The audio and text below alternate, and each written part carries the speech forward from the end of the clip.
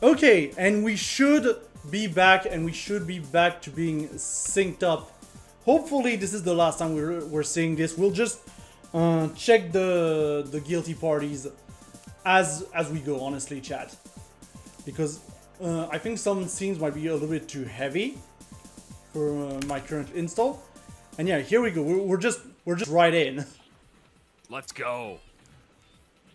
And I love the color palette from both of our players. Everything's coming out good. Right now, Morgan on fire with the DPs, not letting Galleon in at all. Indeed. Oh, great. Yeah. Get off me. Yep. Now, if it is your first time seeing Vampire Savior, this is exactly as we said. This is a very, very fast game.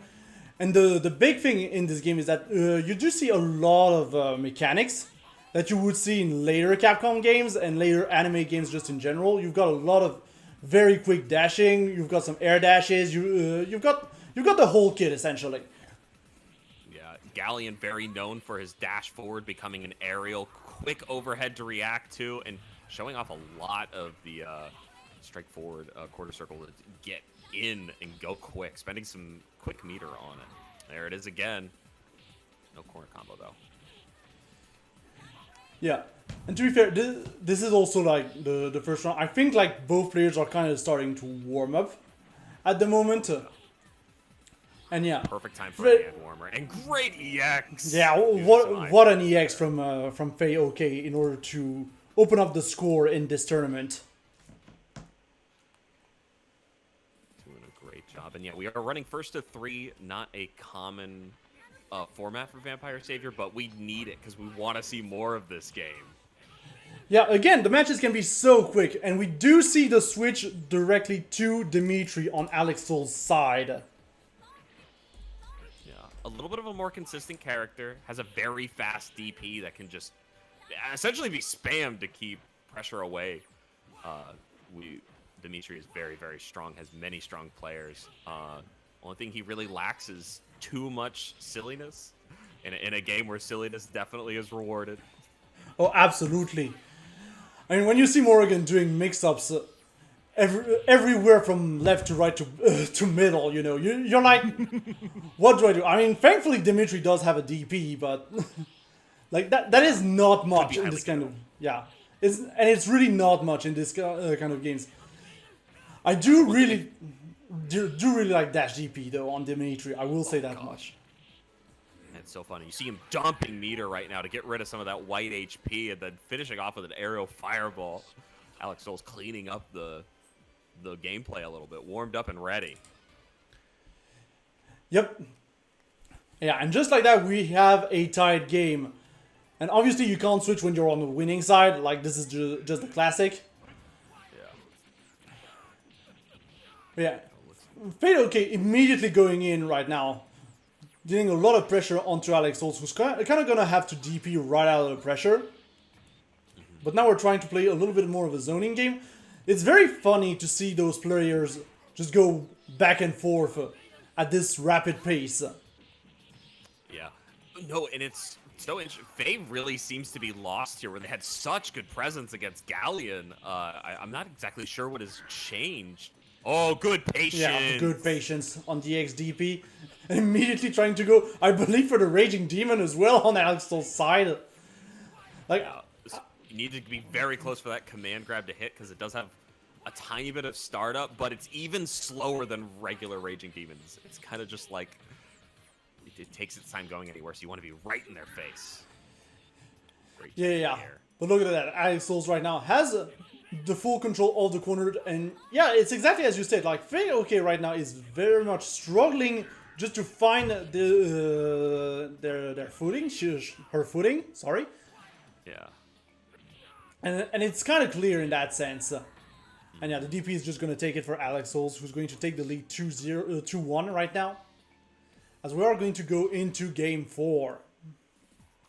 Yeah, and Faye did a much better job that time of confirming some hits, but the second they realized they were getting punished, just started a double DP. Dimitri has that luxury. Wait there. Yeah. Backdash, of course, in order to try and mix up the wake up option as well from Morrigan. That is a huge thing. And what I'm noticing as well, Feioke is doing pretty well right now with the air fireballs and just the air pressure. It's really the grounded game right now that's being a little bit weaker in my opinion. Yeah, she was doing fantastic right there with the tech chases, but just unable to convert because you have to pay this character so much respect sometimes. DP can be so scary. Yeah, and immediately the drill as well. And yeah, that DP is just going to take it. And our last potential bat for the set. Faye needs to lock in, continue with these sweeps, get this good pressure, but an immediate demon. Gonna take a little bit of damage here. Yeah, another big thing about Vampire Savior is that you do have recoverable health. Because things do a lot of damage, but they also do a lot of gray health. And so kind of sometimes the game does incentivize you to actually take it a little bit slower on the defending side. But at the same time, also the characters have so much offensive pressure in most cases.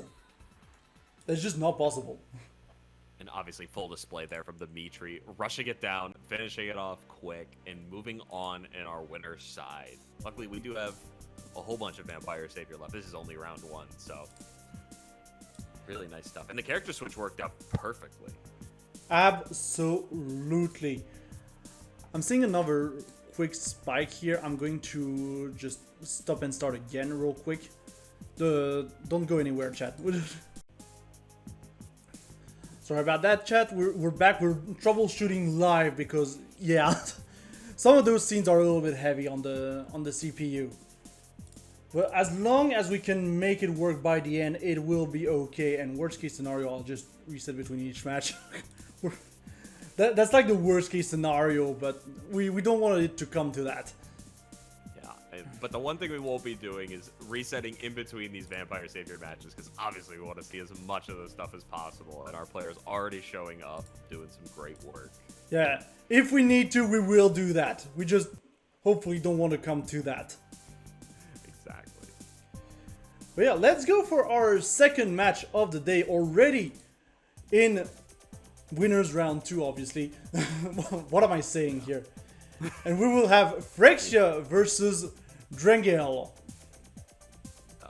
You're only trying to TO, run a stream, commentate, and probably like save a kitten from a tree. So don't worry about it. Some slips of the tongue, we are perfect here. This, a much, I would argue a little bit of a higher tiered match. Very scary between Queen Bee and the Zabel over here. Yeah, and to boot, we do have some very good players of QB on the continent. There's really a lot of just QB players in Europe, like a surprising lot, honestly. I feel like this is one of the most played characters in Europe. And it's unsurprising too. I mean, such a solid character. Instant overhead into empty low mix. Having probably one of the easiest and safest 1-bar spends in the game to just, it's now my turn to be on screen. Like, no one is touching this. I'm going to throw a bubble and everything's going to work out. And obviously, air command throw just absolutely changes the way they want to play. Zabel likely going to have to play a little bit more of a spacing game until they get a knockdown, and then they can start rerunning that pressure. So, honestly, it's just excited to see it. This should be a very, very interesting match indeed. But yeah, let's see as our players are currently getting ready and everything. Yeah, there we go. Should be good to go in just a little second. Now, we are running this on Fightcade, right? Yeah, we are running this on Fightcade. Perfect.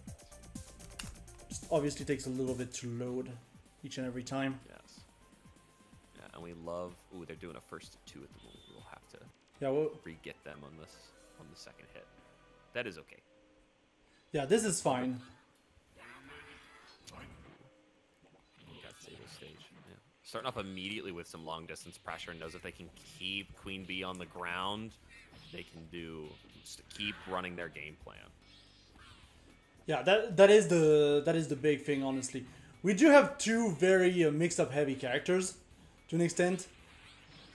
But yeah, the big thing about QB is that you want to stick her into the ground and keep her to the ground so that she cannot actually start her offense at all. Yeah, and currently just doing a perfect job of that right now. Ooh. Potential either... Oh, no, just not getting run through there. Oh, my gosh. Yeah, the Sable pressure is insane. Just trying to do a quick chip out, keep that white health from going up. Yep. And you can start to see a little bit, you could start to see a little bit the QB, you know, starting to get things done, but like that was very, very quick. Yeah. But yeah, so far just a very good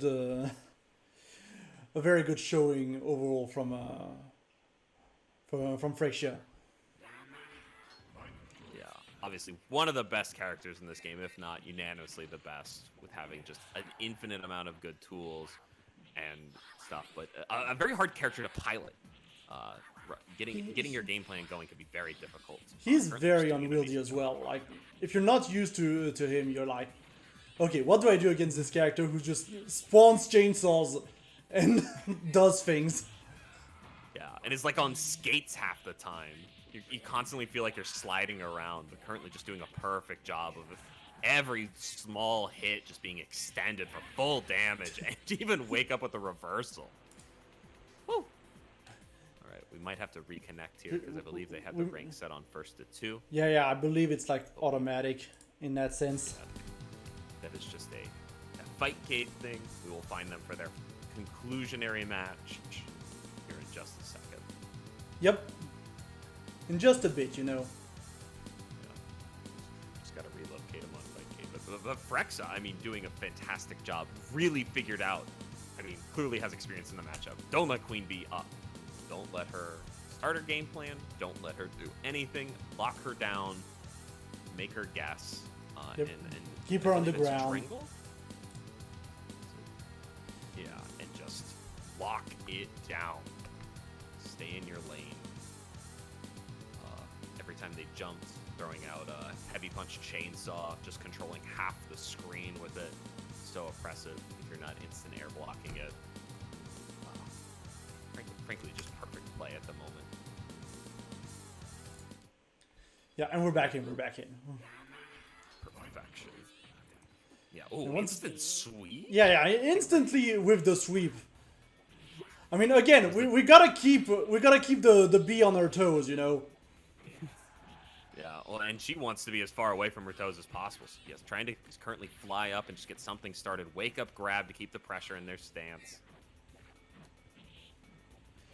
Yep, with the DP once again from Freixia, and that's a down again on. Like during, I mean, stole the corner, got him on the cross up with the empty hop with it. I mean, oh, just so oppressive right now. Good luck moving forward. I mean, that's the big thing. Every time Drangel tries to walk forward, he just gets clipped.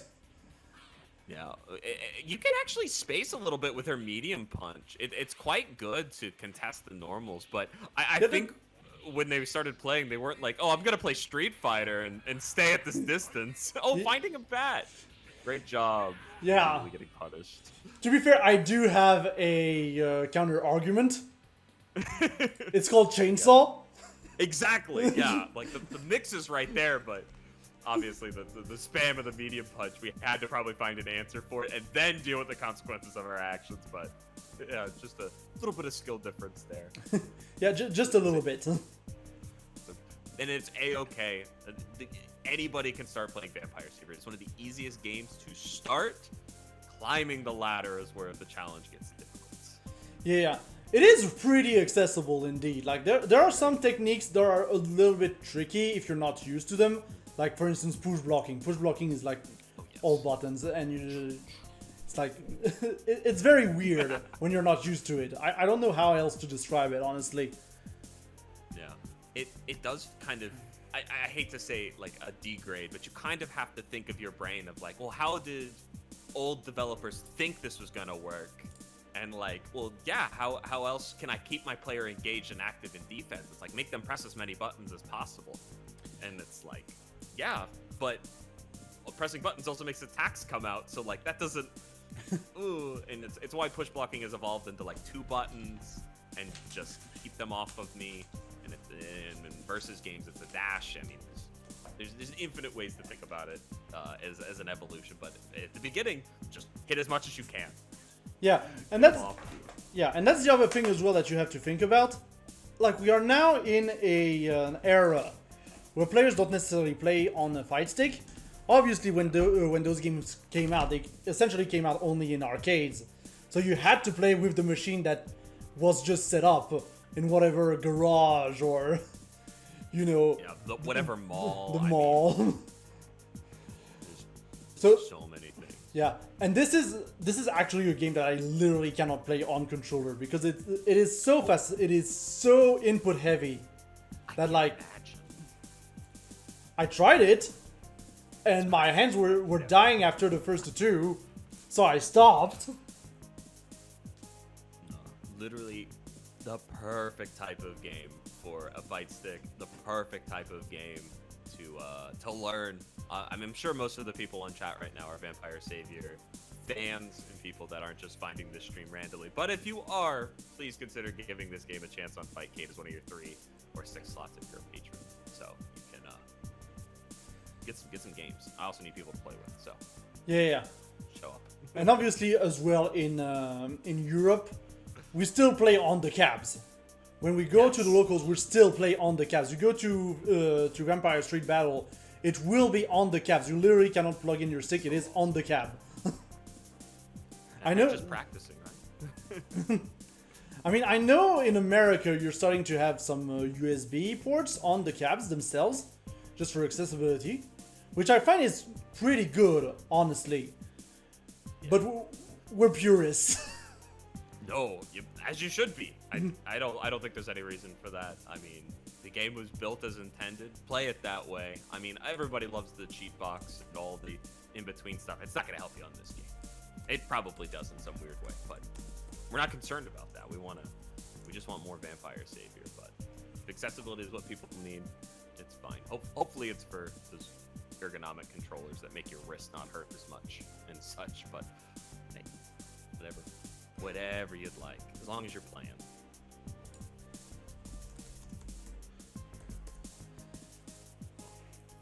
Meanwhile, yeah, and very exciting Vampire to come.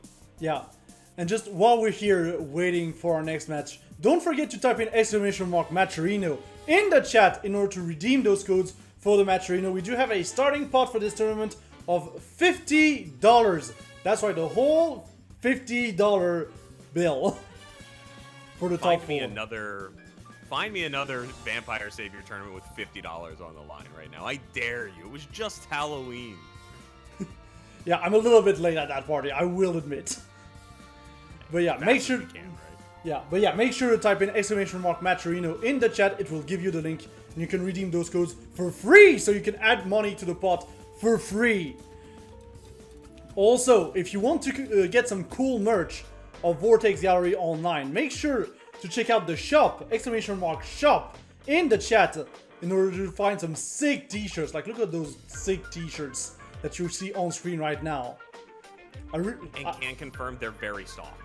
I always get nervous about buying shirts online, but I still got one, and the quality is really nice. Yeah, I will also say I really like the Keep Calm and Grim Reaper one. Yes, it's perfect. It is essentially my whole game plan in Under Night in Birth. I'm not even going to pretend it isn't. It was mine in BB Tag, so. Fair enough. I think we all did that in BB Tag. Can't argue with good strategies. Yep. And if you want more Vortex Gallery action, just remember, Vortex Gallery will be at Frosty Fasting 17 with some more events, but this time in real life. So would you like to go to Chicago to play Puyo Puyo Tetris and Chianta? Well, there you go.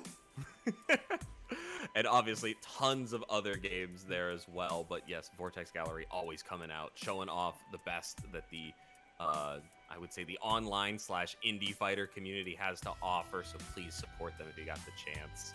And come out if you have the means to do so.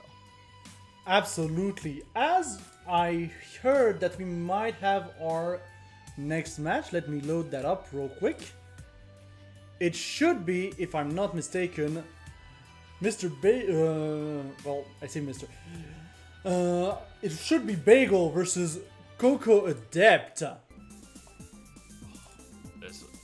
Alright, we're starting to get into the killers of the bracket. I mean, obviously, we all know Bagel. This man runs through these brackets like nobody's business. But Lilith, a very interesting choice against Obama Snow.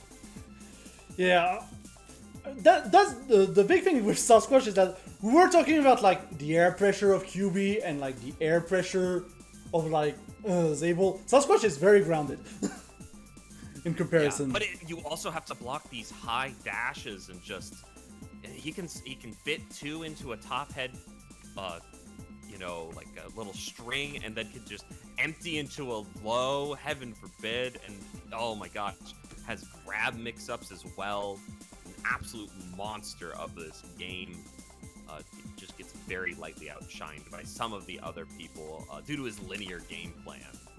Kind of just run forward and keep going. So it could struggle with zone. It could struggle with some of the best things go. But Lilith, very similar game plan. Gonna really struggle here. Does not have the buttons. Yeah, immediately we've got the high pressure coming in from Bagel. And that's the thing. Bagel also placed really well offline at the last Vampire Street battle, which happened last year. Like, I'm really excited to see where we're going with VSB next year. I mean, still in Lyon, but you know, I'm really excited for that. I'll be there no matter what, you know, kind of a situation. Of course. And I mean, currently just kind of looping what is so strong about Sasquatch. Bagel's so good about taking their moment in good time, though. Great confirm there from Coco. Yeah, Coco already showing some good stuff, honestly, against Bagel. But once again, the Sasquatch just is going to mix you left and right and left and right. Oh, there's and the double. And then this. This is just Sasquatch gameplay. Yeah, and truly at one of the highest available levels for him, too. Lilith is just going to struggle based off of the pure fact of Bagel is not going to make a difference. He's currently playing really well, too. It's just tough. It is rough, I will say that much. It is rough going against the Sasquatch. Yeah, lots of light fireballs just to prevent that coming in, but just neutral jumping in at like the perfect range. Doesn't need to commit. And oh my gosh, the second the pixel is off the screen, Bagel is in. Yeah, but the grab though. Here's the thing though, Bagel is doing very well spacing as well the punch, like the force foam. And that's one thing Bagel is also very good at, is just spacing, making sure to stay right out of range of any like safe options from their opponent. Now, Sasquatch helps a lot. He does have a lot of range, but still. Yeah, no, perfect normals. Great pursuit follow-up to finish that off. I mean, I really have to give it up to Coco for doing so well. It looks so oppressive from this side and still putting on a heck of a show right now. I still don't know how I'm supposed to fight Sasquatch as Gallon. Gallon? Oh, I really like neutral, just quarter circle forward and just dashing through the pressure, and if anything, it trades very slowly. It does. You build a little bit of a lead. Yeah. Got out of the corner with the command grab. Yeah. Smart. Bagel with a lot of patience right now. Just doesn't want to commit to like mix up over mix up. He's playing very patiently and just making Coco really hesitate to even try to go in. Like, we're starting to see some dash jabs coming in from Coco. But Bagel is more than happy to just take it patiently.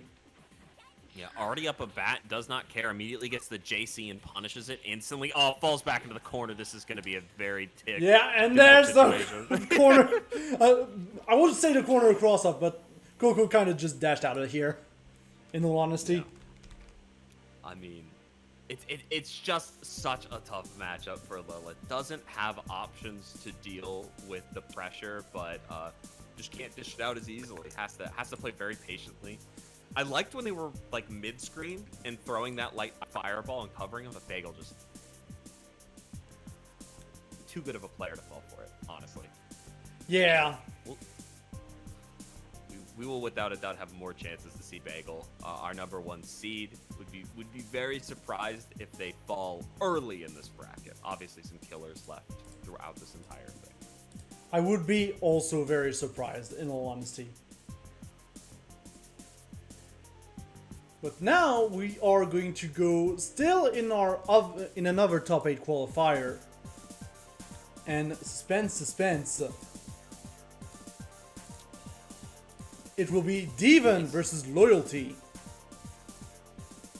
BB Hood versus Morgan. This is such an interesting matchup. Can get very tricky for BB Hood on knockdown, but Morgan has to like play so exceptionally well at the mid to long range and just continuing to zone out this character, not let her in. But once she gets the knockdown, it's back on her end. So BB Hood just wants to dash in, get that basket, get those great normals. Yep. Or, I guess one good normal that can dash. it's really just one. It is just one, but it's still very potent. If you already have a very good normal, why do you need multiple, you know? Yeah, simplify it down for me. Talk to me like I'm 4 years old, and let me forward and basket, and just keep it running. And obviously has some mix off of it, right? Can go for that, I think it's like light kick, where she gets the low little dab, and she can't get any follow-ups after it because of the dash, but can just crack your defense a little bit and make you second guess it. Yeah. Really, who needs modern mode when you have a good normal? Yeah. I mean, you're going to catch Morgan more times than not trying to dash or walk forward, trying not to dash and get off the ground. So I would expect a lot of dash forward medium punch here. Would be my guess. Prove me wrong, I guess. Most likely, yes. All right. Holds a little bit of charge, finds the full screen. Yep, Devon immediately, like, putting themselves in the corner. But then we have immediately the switch, the side switch, in order to try and set up some kind of pressure. And we can definitely see that this is a little bit of a slower match than the previous one. A little bit of a slower match. I was actually not expecting it. BB Hood's so good at continuing an offensive pressure, but has a life lead and is just kind of happy with it right now. Yeah, we're just there like, missile. It's looking like Doom over here, hidden missiles, you know. Yeah, they're definitely hidden behind that basket, but the full screen command grab. Yeah, so smart. Full screen command grab. Very nicely found by Loyalty here. Yeah, it's not an option you see very often. Might have actually caught them off guard. Definitely caught me in a little bit of a... Oh, yeah, that's right. Yeah. That's an option. It is a move that exists. DPs do that pressure. Yeah. Great backdash light punch there. Yeah, and the command grab also goes for missile, so that helps. Yeah, as long as it hits, otherwise you're going to get stuck in there. Yep. Very interesting. I mean, if it works, you know. I never see that move, but if it works, it works. Yeah. I feel like Loyalty has a little bit of experience in this matchup. Most likely. We also have a good bunch of BB Hoods here in Europe, so it's not the rarer matchup, I will say. That's good. And it's such a great character in Loyalty. Just getting that full screen zoning that I was either expecting to see more of or expecting to see Davian just go in and keep the pressure on. We'll see if they change their strategy here. Down a game, not too much in the first to 3. Yeah, it's okay. It's first to 3. You can bounce back, potentially. And right now, Devon is just going to go on the offensive, going to apply a lot of pressure again with those dash normals. Well, that one dash normal, we'll say. The Loyalty immediately going for the air dash high in order to try and break pressure. Ooh, the EXDP is not going to be punished here by Devon. Yeah, again, we were talking about the speed of this game. It can be so hard to punish them, but yeah, spending a bar for no punish is a tough time. There was an attempt here with the super, I will say. There was an attempt. Morgan not really getting challenged too much in the air. Yeah, I would agree with that, though. That's a tough one. Yeah, I mean, that's the thing. You kind of... again, Morgan is one of those characters that you kind of want to keep grounded, if you can. But again, Loyalty has been doing some very good use of that command grab, so maybe Devon is a little bit scared to go for that. And yeah, the DP here is blocked but not punished. Ooh, Little air, yeah, little air grab action over here. Nice. The trade. Take it. Yeah, that was a great value trade on the incoming. Deviant doing a nice job of closing up their game plan here, trying to get in. Oh, there's the super. Super. Smart. Yeah, Deviant definitely wants to try and slow down the pace of the game as much as possible right now. In order to start and set up the zoning from Baby Hood.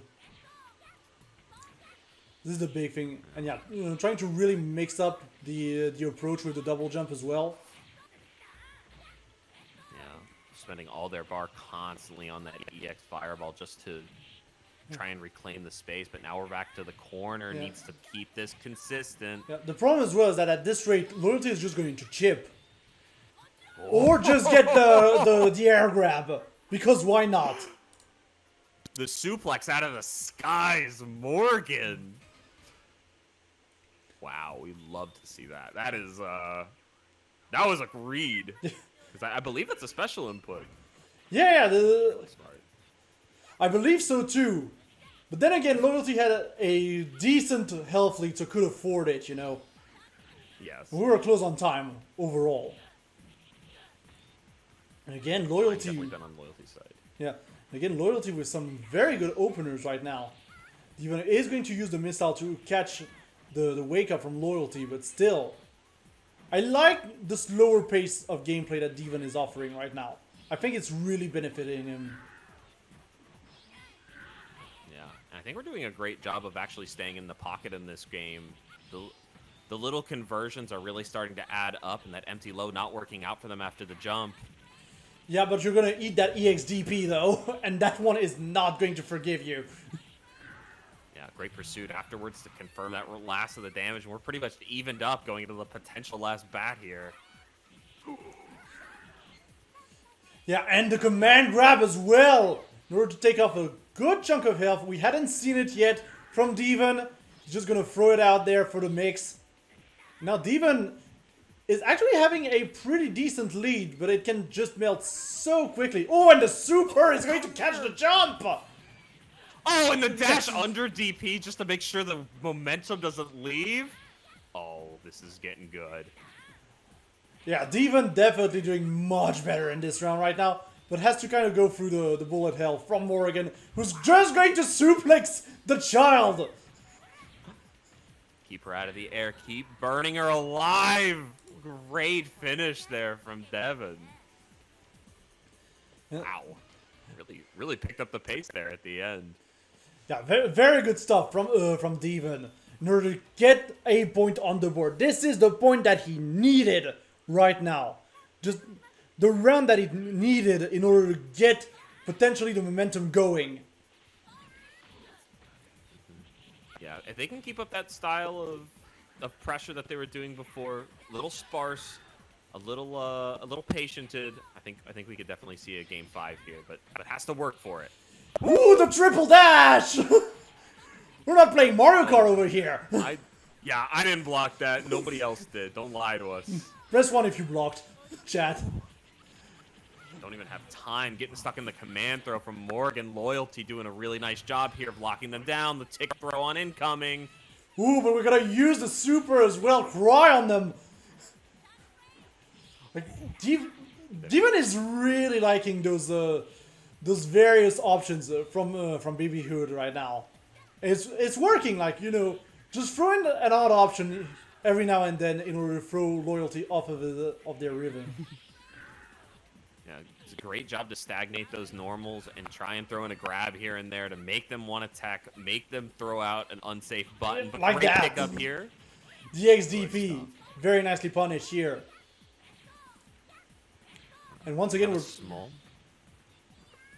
we're back to a little bit of a patient gameplay, but now Loyalty is taking back the lead. Like, this is very close, 41 seconds on the clock, and the missile, we're just going to jump over it. It shouldn't be a timeout here, especially not if Loyalty just picks up the pace at the last moments. and swings it to 3-1. Really good stuff there. Wow. Very good stuff from Loyalty, but Demon was definitely starting to really to adapt really well overall. Yeah. It looked like they were solving the puzzle. The first round, they seemed a little unsure of what to do, but had a very solid understanding of what BB Hood could do, and just didn't quite get there in the allowed time, but I'm sure they grew as a player a lot from that match, and obviously, hey, you got it on the Wolf Official Twitch channel here to watch it back and see how to improve and see why your winning round did so well. So, always some positives you can take in loss here. Indeed. Now I'll just do a quick check with the chat. Are we still good, chat? Are we still like on track and everything? I haven't seen any chat message saying otherwise, so I think we should still be good, right? Yeah. Please yell at us quick if it's not, if we desynced, if we're sounding funky. But looks great over here. So, and obviously the set was fantastic as well. Yeah. It is all the more important as well because we are going to go into another top 8 qualifier, it turns out, which will be Vlafaris versus Sailor Stream. Oh gosh, no wonder you messed up that name. Valfaris playing the Felicia. Can we get BB Hood again? I like it. Yeah. And wow, top 8 qualifier. I mean, obviously some of the seeds are starting to get up there, but a 3 and a 6. Very solid stuff from these players in their past results, I'm sure, to get them up to this spot. Should be seeing a little bit of a difference. BB Hood gonna want to play this a lot slower. Felicia just an incredible force when it comes to rush down. Simple play, but also extremely effective. Indeed. I mean, obviously you're in America, so when you're in America and you think of Felicia, you think about Aliers. Exactly. And Aliers is a very, very strong player. If I'm not mistaken, he even made it to first place in Vampire Street Battle last year. Oh, no kidding. But let's see what they got for us right now. We're picking up here live. Let's see what's going on. Ooh, good fake. Ooh. Sailor doing a nice job here. And on top. Ooh. Yeah, it goes for the Dog Force as well in order to... I'm not sure, honestly, why the Dog Force, but still. It worked. I've been mashing to try and get a... to get a push block, but then, yeah. Just pressed everything. Happened to be more than once. Yeah, pressing the buttons. Unfortunately, doesn't get the same side to keep him in the corner there. Gets punished for it, too. Corpse hopping in this game is so deceptive sometimes. It really does take a few matches to get reused to how they keep which side you're on. Oh! Yeah, a triple kick. There we go. That's how. That's what we want to see. Yeah, not respecting the air tech they are forced into in that situation and getting taken right through. A lot more meter on both of these sides than we've seen for most of our matches right now. Very basic hit coming in. Yeah, we're just sitting on the meter, waiting for an opportunity to use it, or we just get caught here. The spiciest trap setup there. Not something you often see from Boletta, but I don't know which side that hit on, but I know I got hit. Yeah, it's just what happens sometimes. Often not known for being a trap character, but she does have landmines, which I definitely would call a traditional trap. Definitely, yes.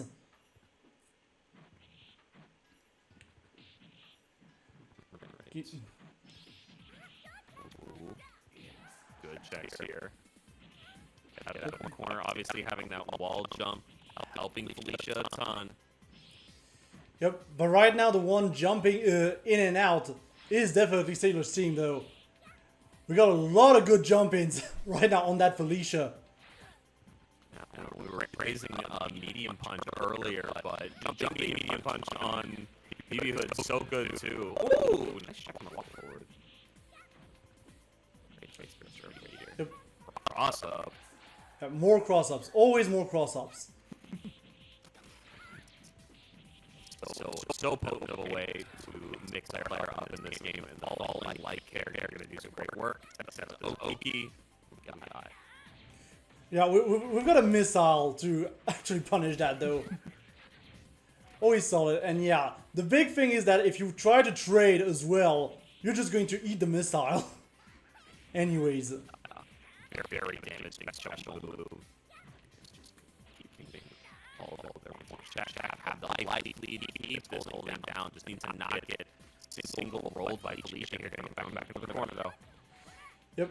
There's the lows, there's the dash normals, and we've got more lows. And Sailor's team is now up 2 right now against LaFaris. Yeah. It is.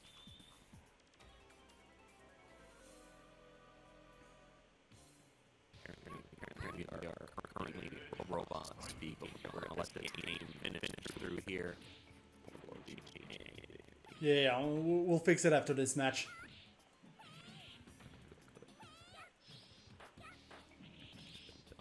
Yeah, and again, Sailor's team with all the jumps in the world. LaFar is finally getting an air throw in order to try and get some space, but like, it really feels like LaFaris right now does not know how to deal with the jump-ins from the Sailor's team. Obviously, he's an unmeter role there, and you need the missile and a smart job be a way to implement that to continue and not wanting to trade. Yep. And again, the cross-up jump here, real quick. Seriously, his team taking it a little bit slower in this game. And LaFar is just going to slowly but surely duck, but no, we're going to get caught here. Yeah, he doesn't want to pursue the way to give up their mileage, but unfortunately gets caught by the long-range pursuit. Just currently just stacking up the ship damage. So much white health needs to survive this. No. Doesn't survive this, unfortunately. Very fortunate. But... Yeah. But yeah, with that, that's gonna be the end of the top 8 qualifiers. We'll just reset the stream once again in order to reset the sound, and we'll be just right back, just in a little bit, chat.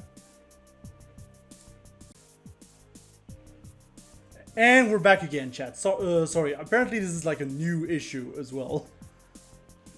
Hey, it's always something with streaming. There's never not a time. At least at the bare minimum, the quality looks great. The matches are still coming through nice, and our players are getting prepped and ready for top 8. So, how do we sound, everybody? Yeah. Are we doing better now, chat? Sorry, I also have the stream open on my mobile. Okay, apparently it sounds better, so that's great. That does mean we are going to be good to go in just a bit for our first match of top 8. Yeah, I mean, obviously it's a bit of a short bracket, but not like I doubt people thought the Vampire Savior would be played so many years after its inception, so many years after it's played, and such a great match. Couldn't have found a better one for the stream. Bagel versus Loyalty. Indeed, and we were mentioning it before. Bagel, just a very, very, very solid VSAF player all around. You can see the recent results on the screen right now. Just very good results, including at Mackay World Cup and the mix-up, and he's just everywhere, you know. He's just everywhere, taking names. Yeah, it's going to be really hard for Loyalty to get through Bagel. It's actually not the worst matchup for Morgan. Morgan does get the ability to zone out this character, and with the small flies and the command grabs can get away with the full jumps in, but it's just, you know, you're playing against one of the best. That's more of what it is. This is player versus matchup. We're definitely starting to get into how do I beat this play style. Yeah, this is definitely player matchup at this point in the tournament, honestly, more so than character matchup. Yeah, he's starting off pretty good here, getting shacked, but immediately punishing that unsafe option there. Yep. But again, Bagel, with the non-stop pressure, even going to take the trade here. He's got a very good health lead right now, and he's already taken a bet. Like, he's already in a very, very good situation. Ooh, trying to DP from full screen there to shack any forward motion by Loyalty, but holding it down. Okay, is this how we're gonna spend our meter? I'm surprised by this. Yep, got some more guard cancels trying to come out from Loyalty, and we're just going to activate the Dark Force. And again, with more pressure coming up from Bagel, like. Bagel is not stopping, will not stop, and cannot stop at this point. Here's the throw, and here's the overhead, and we are done. First point going to Bagel. The mix-up game on Bagel, obviously just pure insanity. Has to hold the mix, can't stay away from the spacing because Morgan doesn't really have enough good buttons other than maybe her sweep to contest these giant normals. But, yeah, needs to start finding that fireball game.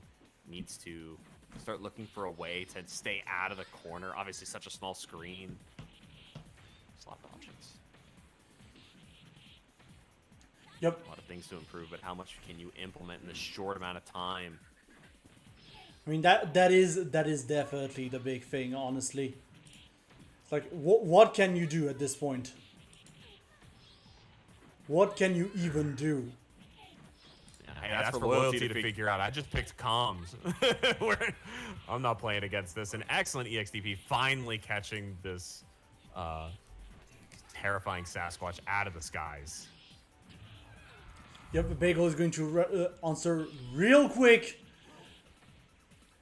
And now we've got more command grabs coming in, and yeah, just two command grabs. Two command grabs is more than enough. It's so scary. There is another layer to this, right? You can't just try and mash off and get some tech hits away. The push blocking is not going to do it because there is always the command grab and the threat of him just stopping his pressure and going for it right away. Such a scary character.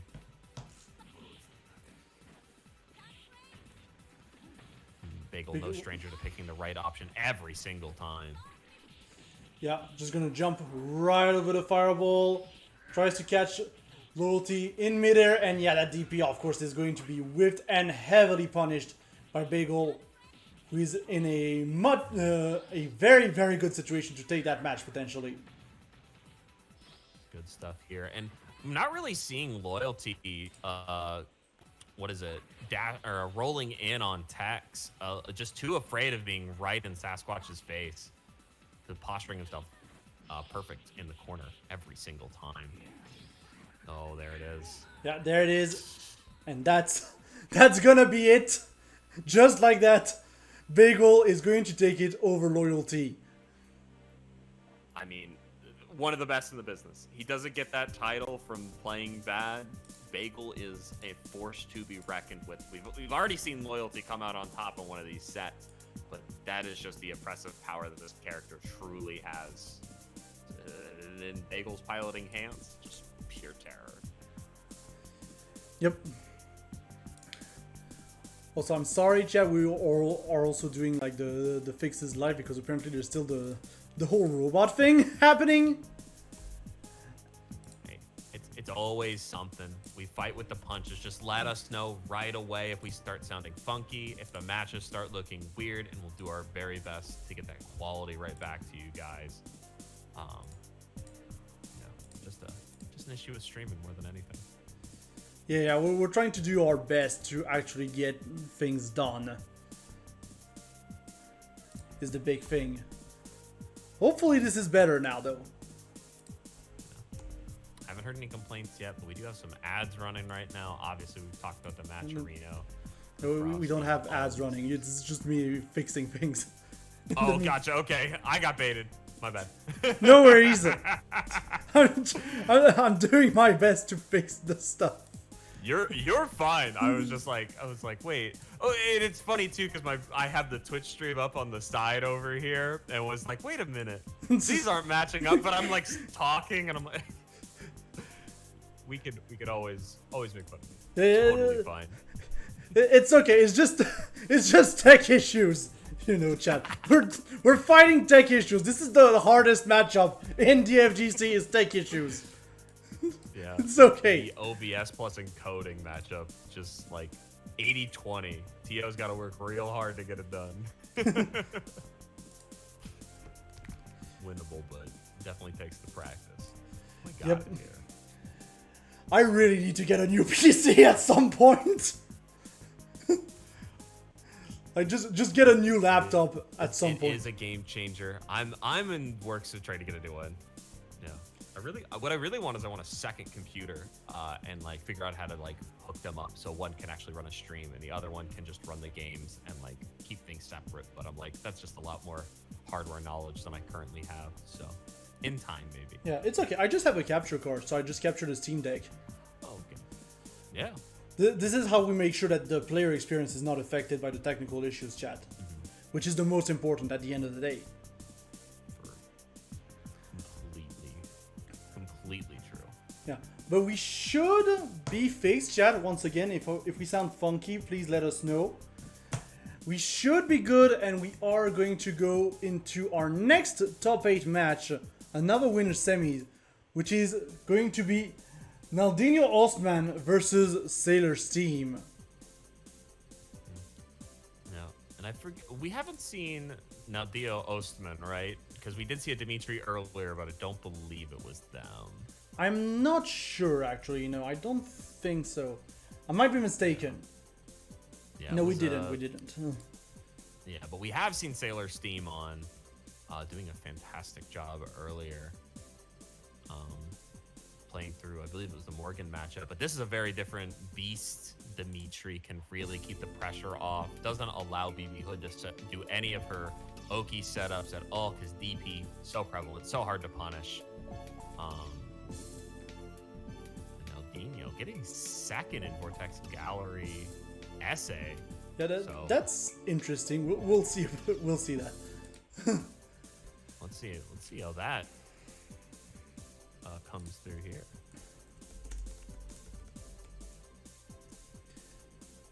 And yeah, Sailor Steam so obviously running through this bracket right now. Just running through the bracket, you know. Doing stuff. Yeah, so they did play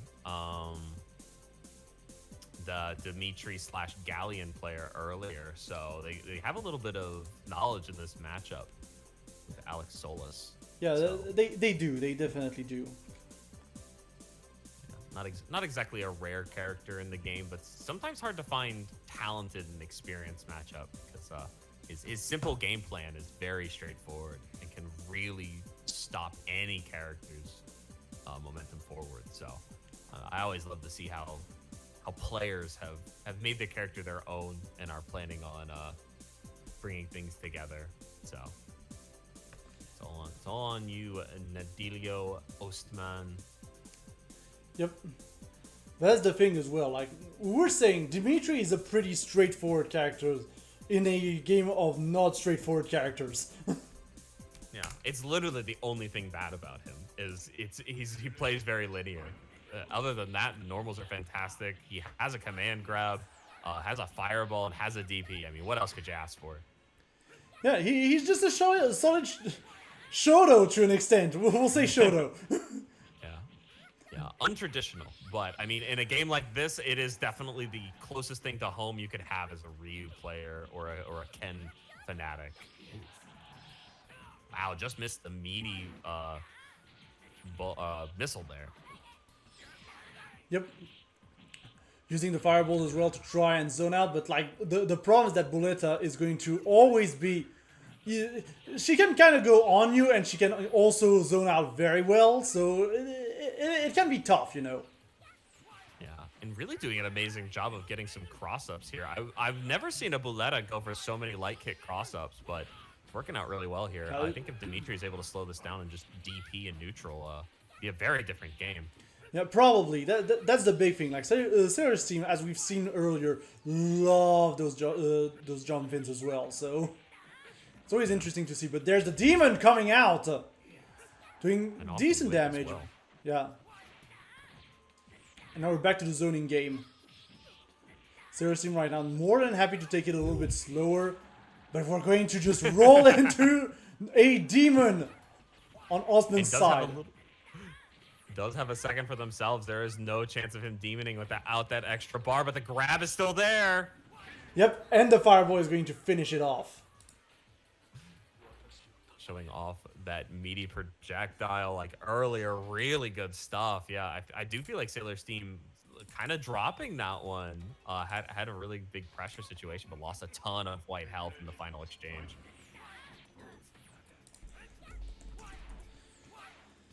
Yeah, and we're going to go immediately into the second game.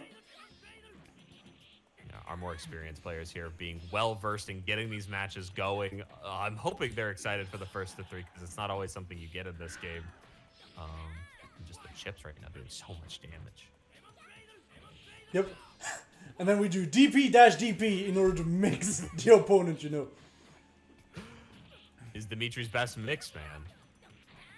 Keeps things running here. Ooh, stuffs the command throw that we buffered in block stun. Sailor's team potentially getting out jail free there. Yep. Right now, Sarah's team getting some momentum back, honestly, in this match. Ooh, Dark Force in neutral gave a lot of respect. Was able to get out of it quickly and keep this run going. Blocks. Good check, same Yeah, good side, checks. set up the bomb. And there's the command grab as well coming out. Spin around. How do we deal with our life advantage right now? We check the command grab, no bar on him. Oh, Yeah. slow. Yeah, we just see Osman trying to go a little more on the offensive, but still taking it rather slow right now. It's just we're trying to just look a little bit what we can get away with. Yeah, a lot of this game is conditioning your player to think you're going to do one thing and then do the most disrespectful, silliest option ever and getting away with it like 4 times and winning a match. Yeah. Yeah. Like Demon, for instance, just as an example. Yeah, just got that bar, so it is on deck, and I have a very funny feeling we'll see it again in a second. My guess is Boletta just jumps till they win or jumps till they lose, one or the other. Yeah, that is the big thing, and that's gonna be jump till they win. Just get a basket. Just take the basket. You know, might be some poisonous mushrooms in there, just in case. Exactly. Yeah, hopefully cement bricks.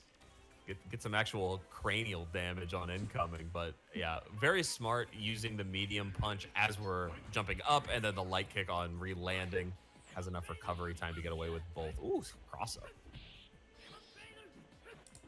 That's the time, but we are tied up here 1-1. We're back to a traditional 2-2, but with a lot of knowledge on each other's hands. Oh my gosh, what a tech chase.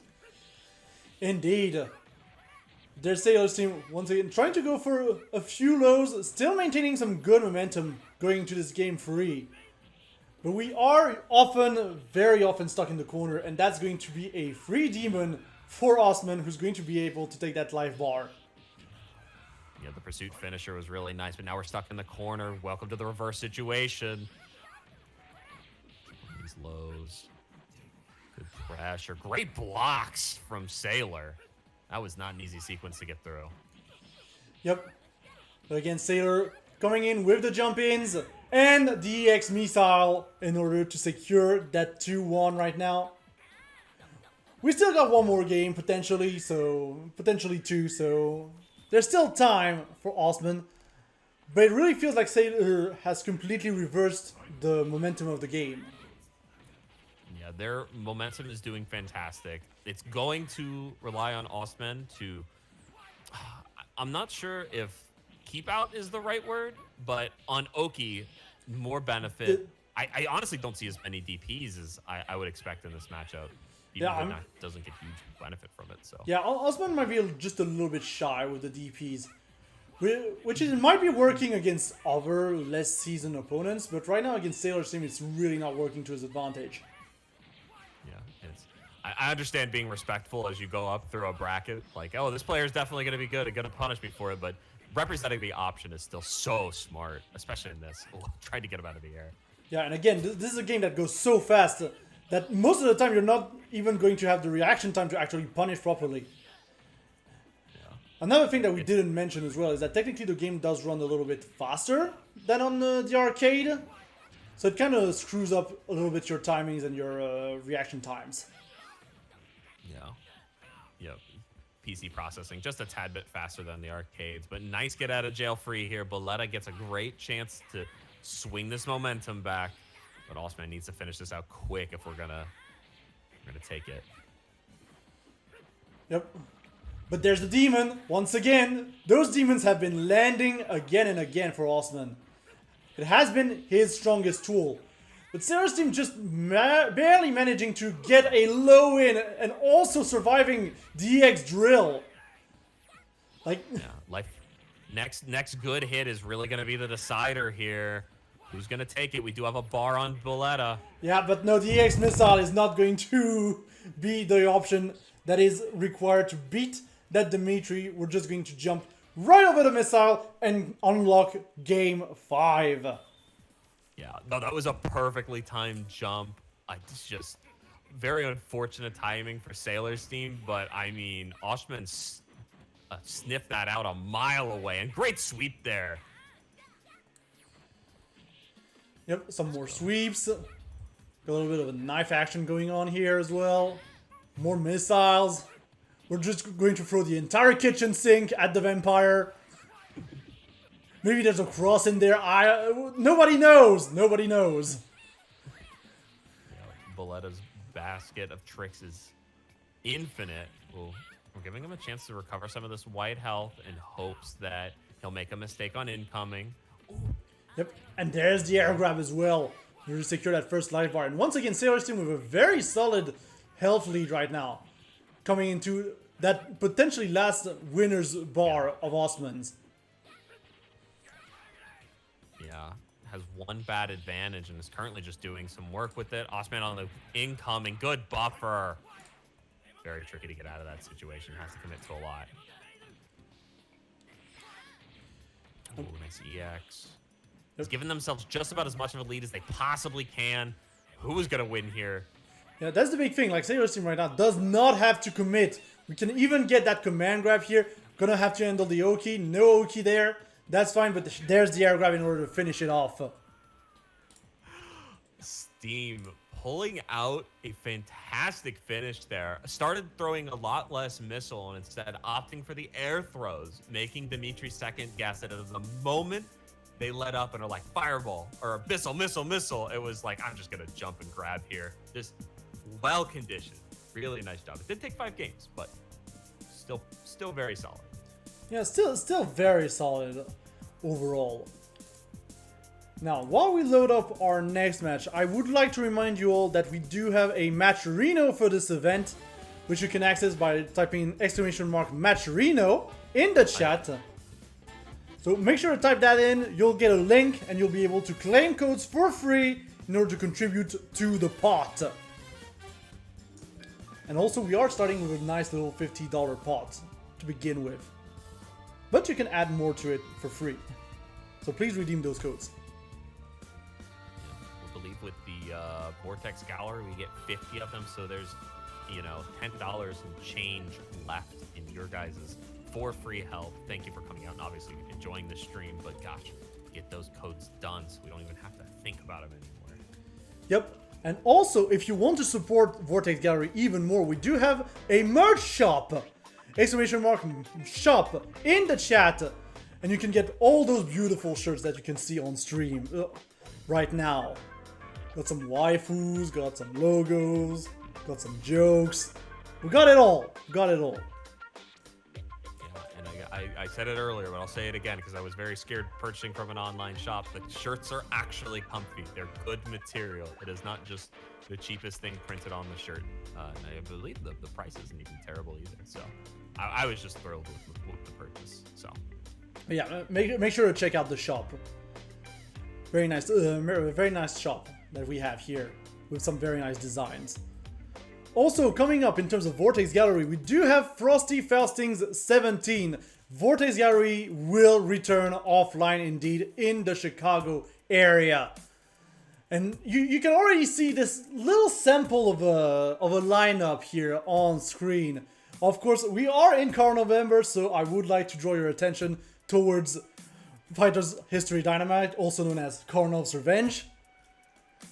Very nice game, but yeah, we do have quite the lineup already with like Sailor Moon S, we've got Nickel Star Brawl 2, Tatsunoko vs. Capcom, of course, Ultra Fight Dakanta 2, our beloved. And yeah, if you're a classic Capcom fan, they got CVS 2 on there, and we also have some other classic, I would call them old games at this point, with Tatsunoko vs. Capcom and Chaos Code. Yeah. Actually, Chaos Code isn't very old. Yeah, I was about to say, Chaos Code is not that old, Soul Calibur 6 is not that old either. I mean, we say that, but it's like 2019 for Soul Calibur. It's like, Soul Calibur is like 2019. Yeah. That was 5 years ago. Goodness gracious. But yeah, if you want to check out Vortex Gallery at Frosty Faustings, make sure to check out star.gg/Vortex Gallery, of course. And Hagure is also even telling us that there's going to be more games being announced soon. So stay tuned for that. More goodness in Chicago. I hope I can make it, man. Yeah. Fingers crossed. But before that, we do have the last few tournaments of Vortex Gallery Online 2024. So make sure to tune in tomorrow, actually, for the Super Dragon Ball Z tournament for North America. This will be streamed on this very channel tomorrow at 20 CET, and we are going to have such a fun time. Super Dragon Ball Z is such a fun game, very unique 3D game by Eureka, so make sure to check it out, especially if you may not be feeling too much some other patches with some other Dragon Ball games. Make sure to check it out, honestly. Also, if you like Cell, make sure to check it out. Who doesn't? I mean, it's Norio Wakamoto. Everybody loves Norio Wakamoto. Without a doubt. And then I believe we have something coming up on Sunday as well. We do have the Street Fighter 6 tournament to close out this Vortex Gallery Online 2024. Not quite, obviously, because there's also American tournaments. But in terms of Europe, we will be closing out Vortex Gallery Online 2024 with Street Fighter 6 for Europe, Middle East, and North Africa. This will be on Sunday, this will be at 20 CET, and this will be on this very channel as well. So make sure to tune in for that as well. Obviously, I'm incredibly excited for this one, showing off some of the best in the business of Street Fighter 6, and getting to watch Across the Seas, for me anyways, is just, it's going to be great. Yep. But before even that, we have to get back to some Vampire Savior, and we do have our losers top 8 match that is currently being set up, which will be Coco Adept versus Alex Souls. And this, again, Lilith, a very rare character. Do not get to see her very much, so I'm not sure how this matchup works, but Galleon's just going to have incredibly oppressive normals. Might have to stop on the dash-in pressure a little bit, but still, I mean, can get very tricky. Has a little bit better full-screen pressure than Lilith. Can just dash in very safely, but damages in the poke can add up quickly. Holding down a fireball and stuff. Oh, yo, that's the retro. Hey, I got the shirt on. Let's go. You got the shirt. Yeah, that is the Central Florida place where I'm located. That is our online tournament that we host every couple of months. So great to see them show it up for that one. But I'll be slightly biased now, but Alex Soul is clearly making quite a run here so far. Seeing them earlier on in the back bracket with one game of Galleon, then switching over to Dimitri, and apparently running through the bracket. Yeah, and potentially we might be seeing the Dimitri real quick again. Yeah. Whenever he wants to Could show truly off. be anyone. Dimitri doesn't want to show off right now. Oh, that is fine, because they're going to get into the game We got a vampire versus a succubus. I think this is honestly what Vampire Savior was all about. Let's see what they can do here. I mean, at the end of the day, I mean, Morrigan would be more of a main character in terms of the box art character, but Dimitri is also a box art character, and Lilith is just the sister to Morrigan, so, like, checks out. Yeah. We're definitely running the secondary anime characters at the moment. And whew, speaking of, Alex, my gosh, kind of running a train at the moment. Oh, what the? Wait a minute. What was that interaction? There was definitely something. I will say that much. There was something. Woo! Infinite time? Oh no, slight misclick on the pressure there. Really nice stuff to Lilith though. Yep.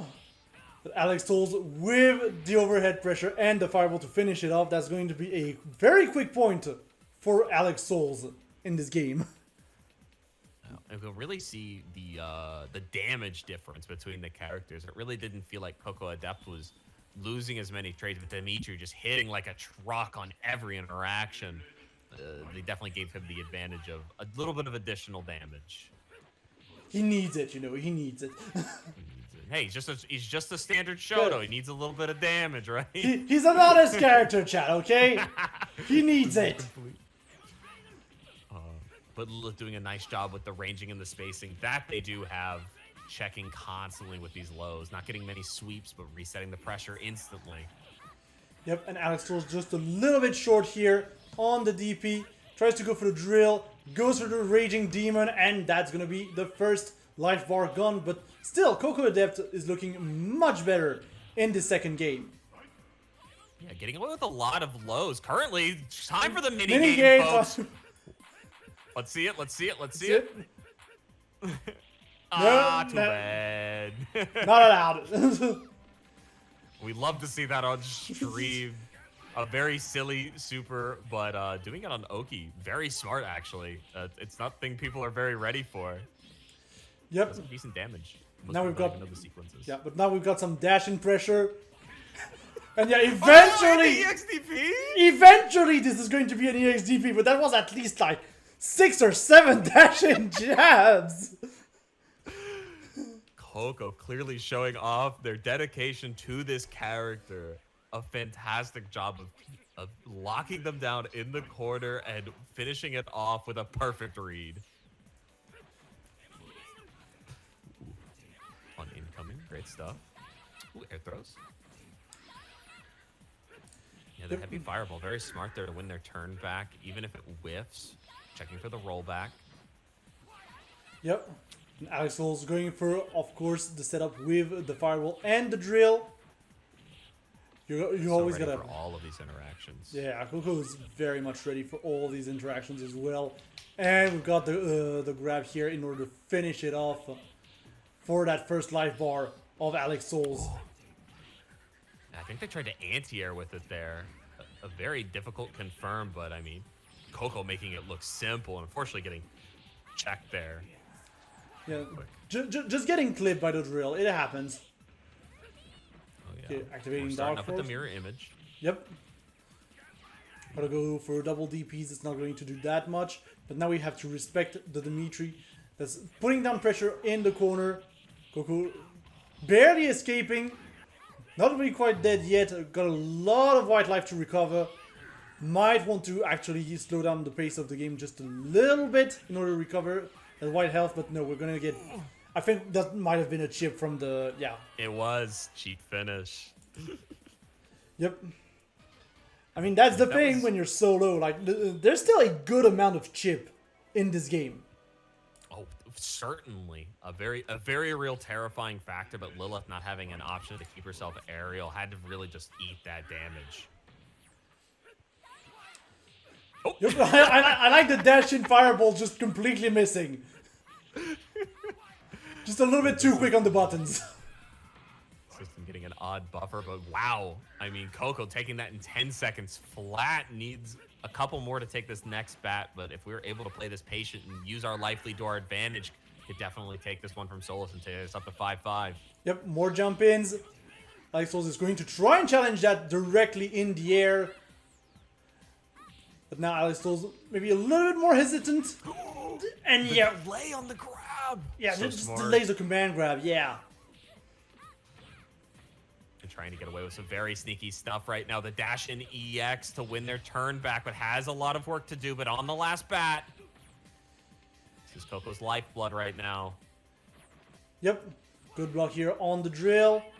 More DPs. Axel's being a lot more aggressive here with the DPs, with the drill overall. He really wants to get the momentum back of the game as quickly as possible. Goes for the EX Fireball in his face. But yeah, we think that EX DP is going to cost him, and we are going to go to game 5.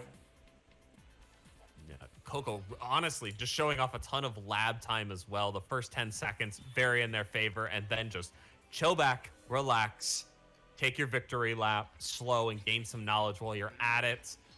Oh, I said I'd have a favorite, and I'm definitely showing it. So, but Alex doing a fantastic job right now of winning back that space and trying to get their game plan started here. Yep. And now we see Alex being a lot more aggressive all of a sudden in this 5th game. Yeah, obviously has a reversal, but it's very committal. It's not quite like his. Yep.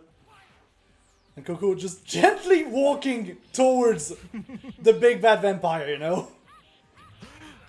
Ooh, and a double dash Yeah, forward and and cross up DP. Yeah, just gets Oh, the cross come up on. DP on the wake up. Sure.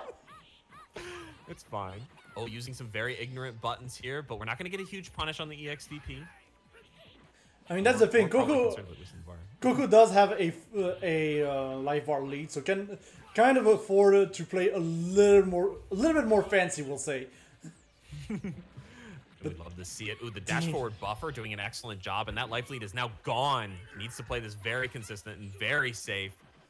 Good blocks on the EX here, but DP's on incoming. And there's the demon from the Lilith this time. We'll try and get back some kind of health lead, but not by much. There's the opener from Alex Souls. One more hit potentially for the Russian player. Oh, nice JC. Yeah, It's really up to anybody here. it's gonna be very tense. Next fireball could be nice another jump round. check. Coco. Wow, that was a very risky light kick. I can't believe they got away with that. There was a chance for dash DP. So many options that could have just taken her right out of that tournament and still went for it. Did not care. Yeah, he just did not care. Just went for it, and it worked. So I have nothing else to say, honestly. Sometimes not respecting that option is one of your best options. I mean, don't let them in for free. Check their dash ins. I mean, scary stuff, but phenomenal play nonetheless. Yep. Players, honestly. And with that, we are going to go to the other side of the losers bracket with Frexia versus Vic. Ooh, very interesting. Yeah, we obviously saw Frexia earlier in the day in their, I believe it was their round 2, but hoping for the best here. We get not to discount the player they played against first, but a little more of a showing. Vic over here, we haven't seen them yet, but this is a bit of an interesting matchup. Yeah, Vic, if I remember correctly, is more of an Asuka player, if I'm not mistaken. No kidding. Yeah. Hisenko this is a weird matchup. Both of them kind of have that same air dash range that they like to be in, but Hisenko has the projectile advantage and some like odd shenanigans with her bar expenditure, whereas Zabel over here just wants to keep things consistent, stay in your face, and I guess we'll find out how they're gonna play it. We'll leave it up to the players. I don't need to do anything here.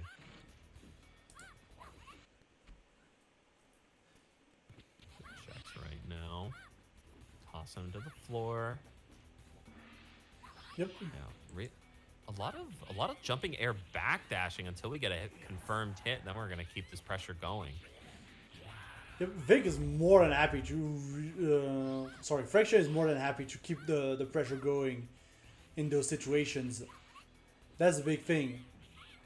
Again, we've got that giant chainsaw that's just so scary. So scary. That you kind of have to respect. Yeah, and I mean, the damage as well cannot be understated.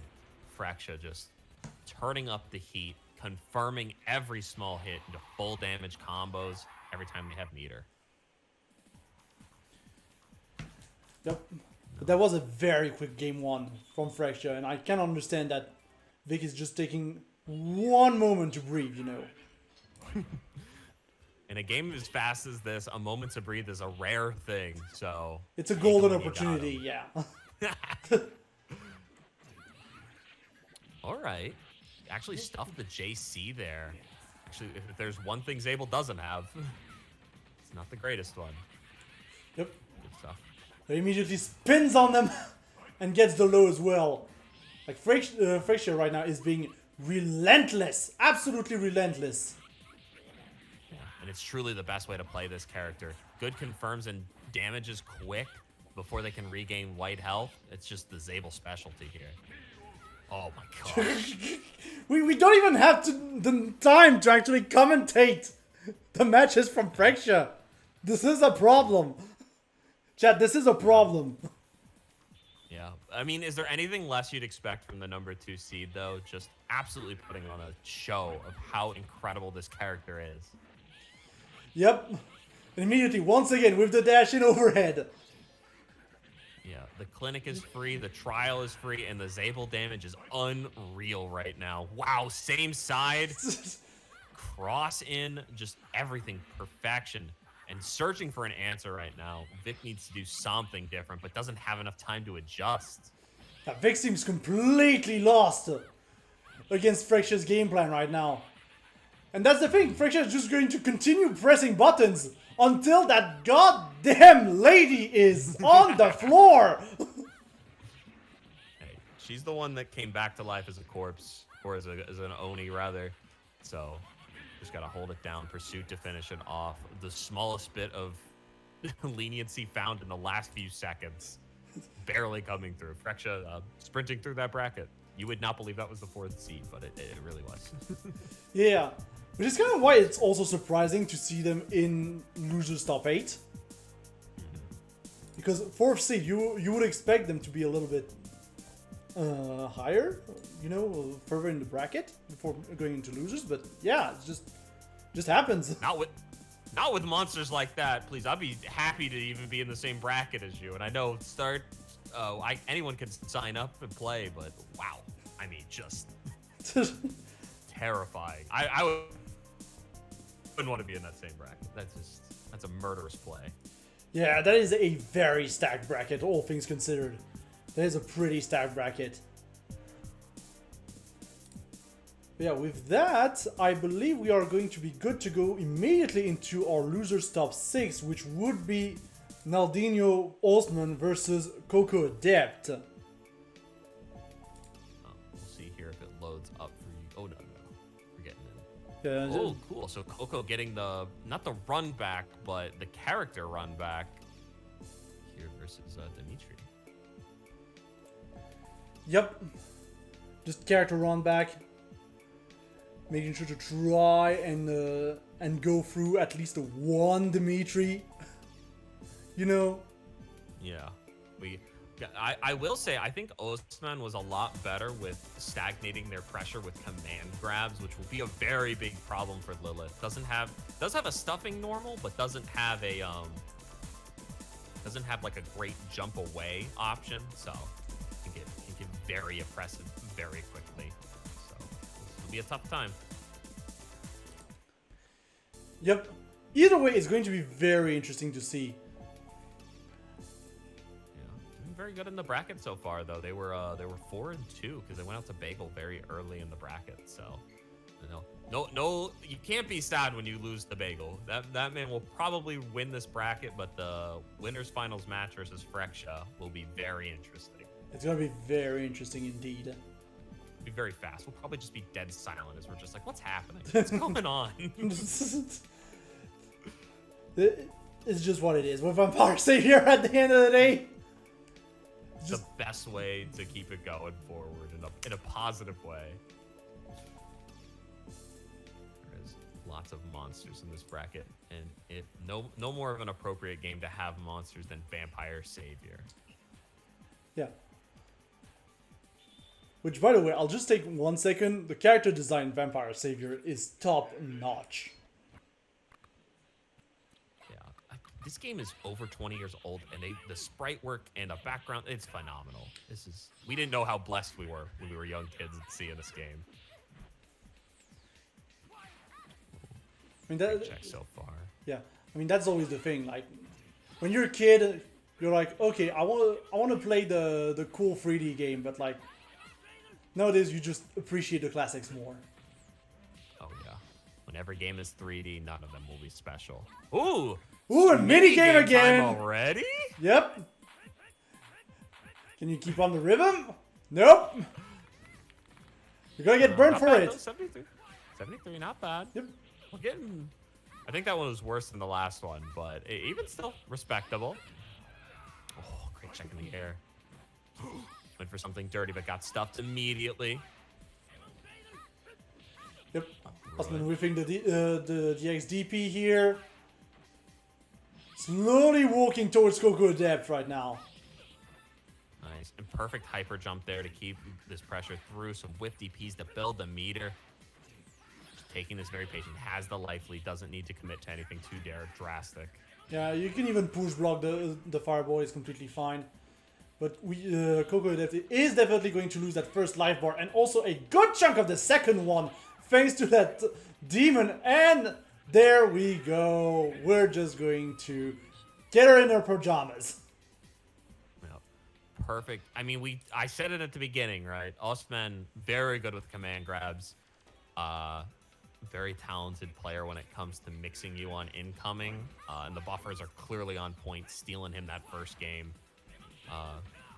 Dimitri needs to keep it that clean. And we'll be just fine going through these next 3 matches. Ooh, nice confirm there as well. Yep. Going for dash and pressure, but we are going to get caught here by the grab from Coco Adept. Great anti-air with the heavy kick there, but we're not going to block the command grab. Oh, so much damage. This character dishes it out. Yep. Ridiculous. And that's the big thing. Like, now Osman can take it just a little bit slower. Just a little bit. Yep. And opting for a lot of those fireballs. I mean, Lilith really struggles with projectile game and the cross-up command grab. Trying to go for yet another one. I think that's the first one that's actually missing in the set. Yeah, they'll hack the whole tournament. I mean, it's been so consistent, but it is difficult to get those through. The buffers are really nice, but Lilith wants to stay on the ground and keep it really stagnant, so... Oh, it's a tough one. Oh, don't go into the fireball, please. Yeah, the drill is gonna finish it off. Yeah. Osman just really showing off why this matchup can be so difficult for Lilith. Yep. Has to really think about their character here, taking a moment to figure out what they can do different. Who hasn't just debated life for just a pure second while they're like, man, I should just be playing an easier character. I mean, that's how you win, you know. You play the easier character. Yeah, easier and better. But yeah. The Lilith gameplay is much appreciated. This character is a menace, but gosh, it is a tough pilot. Great checks here. Dimitri getting that cross up and just able to start this fireball game active and running this entire time. Yep. That's the big thing. Like, Coco right now trying to play just a tad bit slower, but like, Osman's still looking very solid. He's just going to go for those double DPs and those command grabs as much as possible. Yeah, and that was even dirtier because it was actually on hit. Lilith just struggling to get out anytime they can. But Osman currently just working on this perfect 3-0 victory. Really, just if they just keep things the same, they'll be completely fine. Missing the confirm there for Coco. Such a tight window. Yep, but there's the command grab in order to punish the Dark Force activation. Yeah. More Ate up DPs, the and entire yeah, timer. the OTG is going to finish it off. And Osman is just going to move on to the next round to lose the semis. Yeah, and obviously just a moment ago we saw Lilith playing against a Dimitri and barely winning. Now you get to see that next layer where somebody's implementing the command grabs and it's just a whole different matchup. I mean, constantly trying to stay towards the ground, trying to stuff their buttons and then losing trades.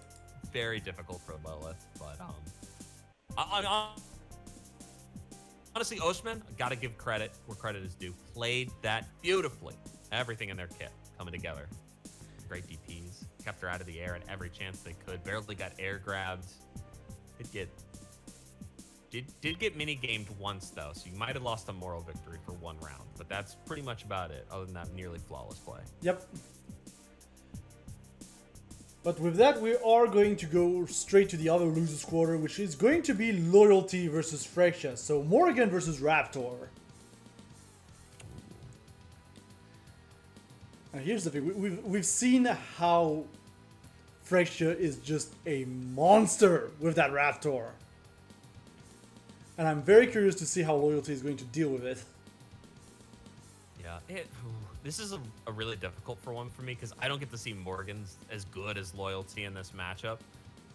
But they obviously struggle because they can't dash in this matchup, but they like kind of can't. It's so odd. Honestly, I'll just let their gameplay do the talking for me once they're ready for it. But Loyalty just going down to the losers bracket here, recently losing to Bagel, and unfortunately getting the loser end of the stick here, going against the number 2 seed immediately afterwards. It is a very rough bracket path. I will say that much. It is a very rough bracket path to be faced with. Yeah, 1 to 2 back to back.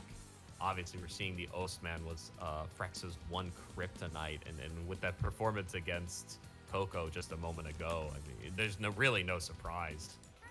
So solid. Ooh, matching palettes. All right, we planned this. I mean, I have to imagine that those players have played each other quite a lot, because we also have those monthlies, Vampire Savat, in Europe, which are also happening, but unfortunately aren't tracked because they're on challenge. Yeah. So there's a couple. Quite all right. Yeah.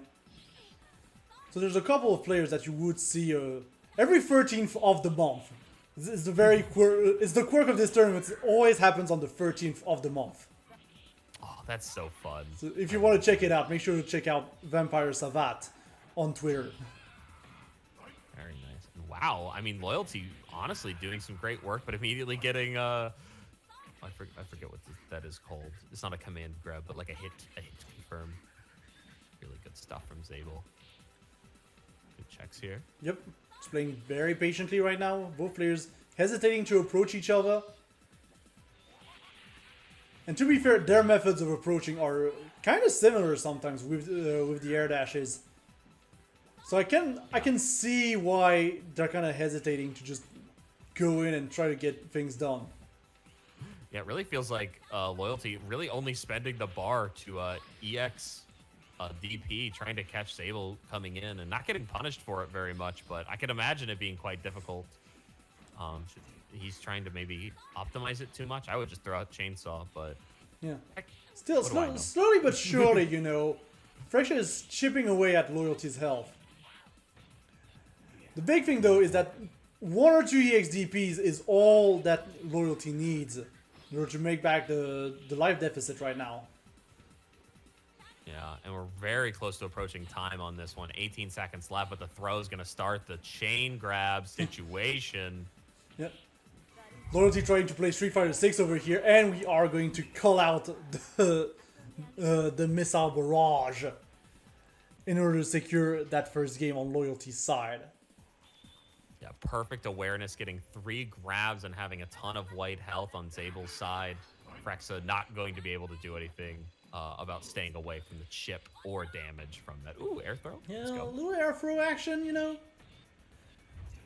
And you can see Loyalty being a little bit more confident trying to go in all of a sudden. Just that little bit more. Gonna get the X fireball as well. Ooh, not blocking the overhead. This could get out of hand very quickly against the ball. Yep, there it is. Was the Oki. No, the Oki is well blocked, thankfully, for Loyalty, but that could have been really bad. Yep, out of the situation where they're getting jailed this whole time. Happy to throw fireballs, keep the chip going, and gain some meter. Woo! A little bit of an anti-reaction here in order to secure that first life bar. But Loyalty, of course, is just going to find a quick opening that's already 30% gone. Yeah, and the light kick pressure getting very oppressive. Obviously, it's a small link, so if you're trying to pressure that off, oftentimes you'll get checked on it and getting the punish. Yep, the really grab smart. not Oh going to my be God, quite look enough at to the kill, light. but I was like, Loyalty is in chip range right now. This is very dangerous. But we are going to find the full command grab here on Morrigan's side. And yeah, just like that, Loyalty is going to eat up that life bar. The game gave them 1 HP to work with, and Loyalty's like, bet, I got this. Bet. I'm going to turn All I that life need. bar into cereal. Yeah, I will not take this gift lightly. Fantastic recovery from Loyalty, going up 2-0 against honestly the man who's been punishing every stream match we've had. This is a bit of a return to sender. Yep. Yeah, Fraction. Wow, catching again. Yeah. Now, Fraction really needs to not let opportunities like these go away anymore. And yeah, that's definitely going to be a kill from just the scoop. Yeah, expensive but very smart. Obviously, you don't want them healing up that white HP like last time, but this time had the bar to deal with it. EX to get through it. Yep. And yeah, we're just going to avoid the hit grab here altogether. Yeah, we saw that earlier versus BB Hood when they're trying to zone, but just trying to catch Zabel off guard instead, going for the throws. Ooh, micro dash back. I mean, that's the thing. Zabel is going to be more so mid-range than Baby Hood being like long range. So of course the hit grab is not going to be as efficient. Yeah, just trying to catch him off with anything they can find. Oh, the command grab not coming through. Or is that the reversal?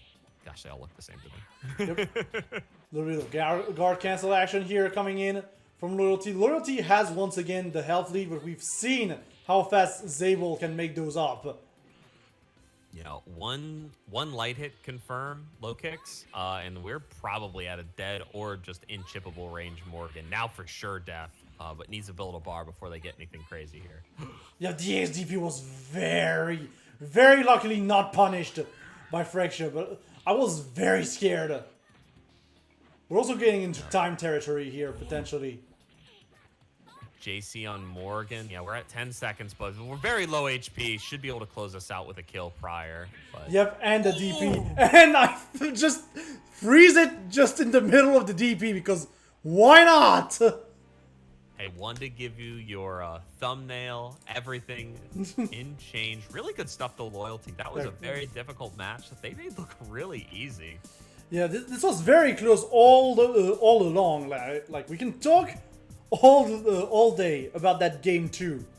That game 2 on 1 HP. But overall, like Loyalty, the match was very close. Yeah, well, VORTEX has been doing a fantastic job of getting your clips. I got it for you. It's game 2, Loyalty being 0 HP, running that back in maybe 5 seconds. It definitely fits in your Twitter clip, but that is, I mean, phenomenal stuff and really came in clutch. Took that momentum, converted it into a final game 3, and just not going to deal with the Zabel nonsense. Kick him out of the bracket. Keep going on. We still have some demons left. Absolutely. Camera got a little bit of a freak out moment here on my end. Not sure why, but it's okay. That does mean we are going to be able to go into winners finals though. We're going to go straight in. And we are of course going to see Sailor's team versus Bagel. So BB Hood versus Sasquatch. Ooh, very interesting. Yes. I mean, Sailor's team has been putting on quite a show, and we're all aware of how menacing and vicious Bagel is. Going to be scary, no matter how we put it. And luckily, it looks like they're very close to each other, so this is definitely a bracket that they've run into before. Hey, let's see how it goes. What else can you do? We shall see indeed. Yes, and Sailor's team, I mean, lots of only victories tonight, obviously winners finals, but that Ostman set was so close forever ago back. So yeah, this is truly the British winners finals. Yeah, it is the British winners finals. I mean, some of the best French players unfortunately couldn't make it tonight.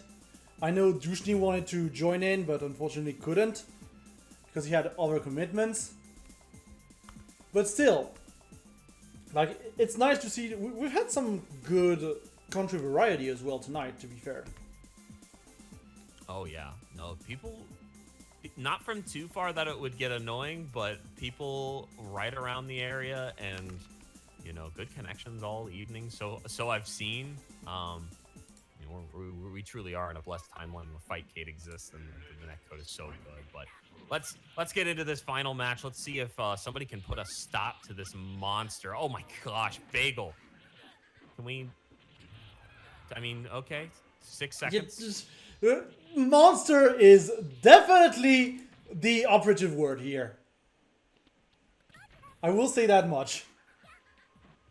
Yeah, but this is somebody who can actually maintain that monster, keep him out, keep him scared, but we have to get there first. Yeah, I was about to say, keep him where right now. Bagel is exactly where he wants to be. Holding down the corner. Got some white life back. Unfortunately, not getting that cross up due to the low profile nature of Obama Snow. Yep, and just like that, no cross up, we're just going to get the overhead real quick. Bagel speedrunning through that first game. Yeah, gosh, yeah. And he didn't even confirm off of the cross up that he hit. I mean, was just so ready to go into the next mix situation. This character could be so menacing. Boletta has a little bit of a tough time here confirming the damage against him, but you know, setting up some missiles. Yeah. Doing some standing buttons might really change the pace here. Yep. But right now, it is the Sasquatch show. I will say, looking at this gameplay, and then I compare it to Skullgirls, and I'm like, yeah, the Skullgirls definitely saw Sasquatch, and we're like, yeah, that's good gameplay. Yeah, let's just do that. Let's just do it do again. that. But for every character. Resets abound. No, without a doubt. I mean, so good. And we can't... We're obviously stressing how good his offense is, but the defense is so good as well. Never off guard. Constantly. Whenever he has to block, it doesn't even look like he's trying. Yeah, he just like, okay, I need to real quick block, push the lever, we're done. Back to offense. And you rarely see him trying to JC. You rarely see him trying to tech out of a situation. Happy with staying close. Happy with continuing this pressure. And what an incredible cross up there. My gosh. We've said it once, we say it again. The scariest thing about Bagel is how prominent his spacing is. Just seems to know where every move is going to land at any point. He just has perfect spacing. Like, it is a little bit harder to just keep Boletta out of range because Boletta obviously has some very good zoning tools, as we're currently seeing. But Bagel is more than happy to just patiently wait for the opening, you know. Yeah, and even to take it a step further, the stages are so small in this game, can just keep running it back and repeating this pressure so consistently. And there it is. Yep, just like that. The clean 3-0, no life bar lost. Goodness gravy. Monster.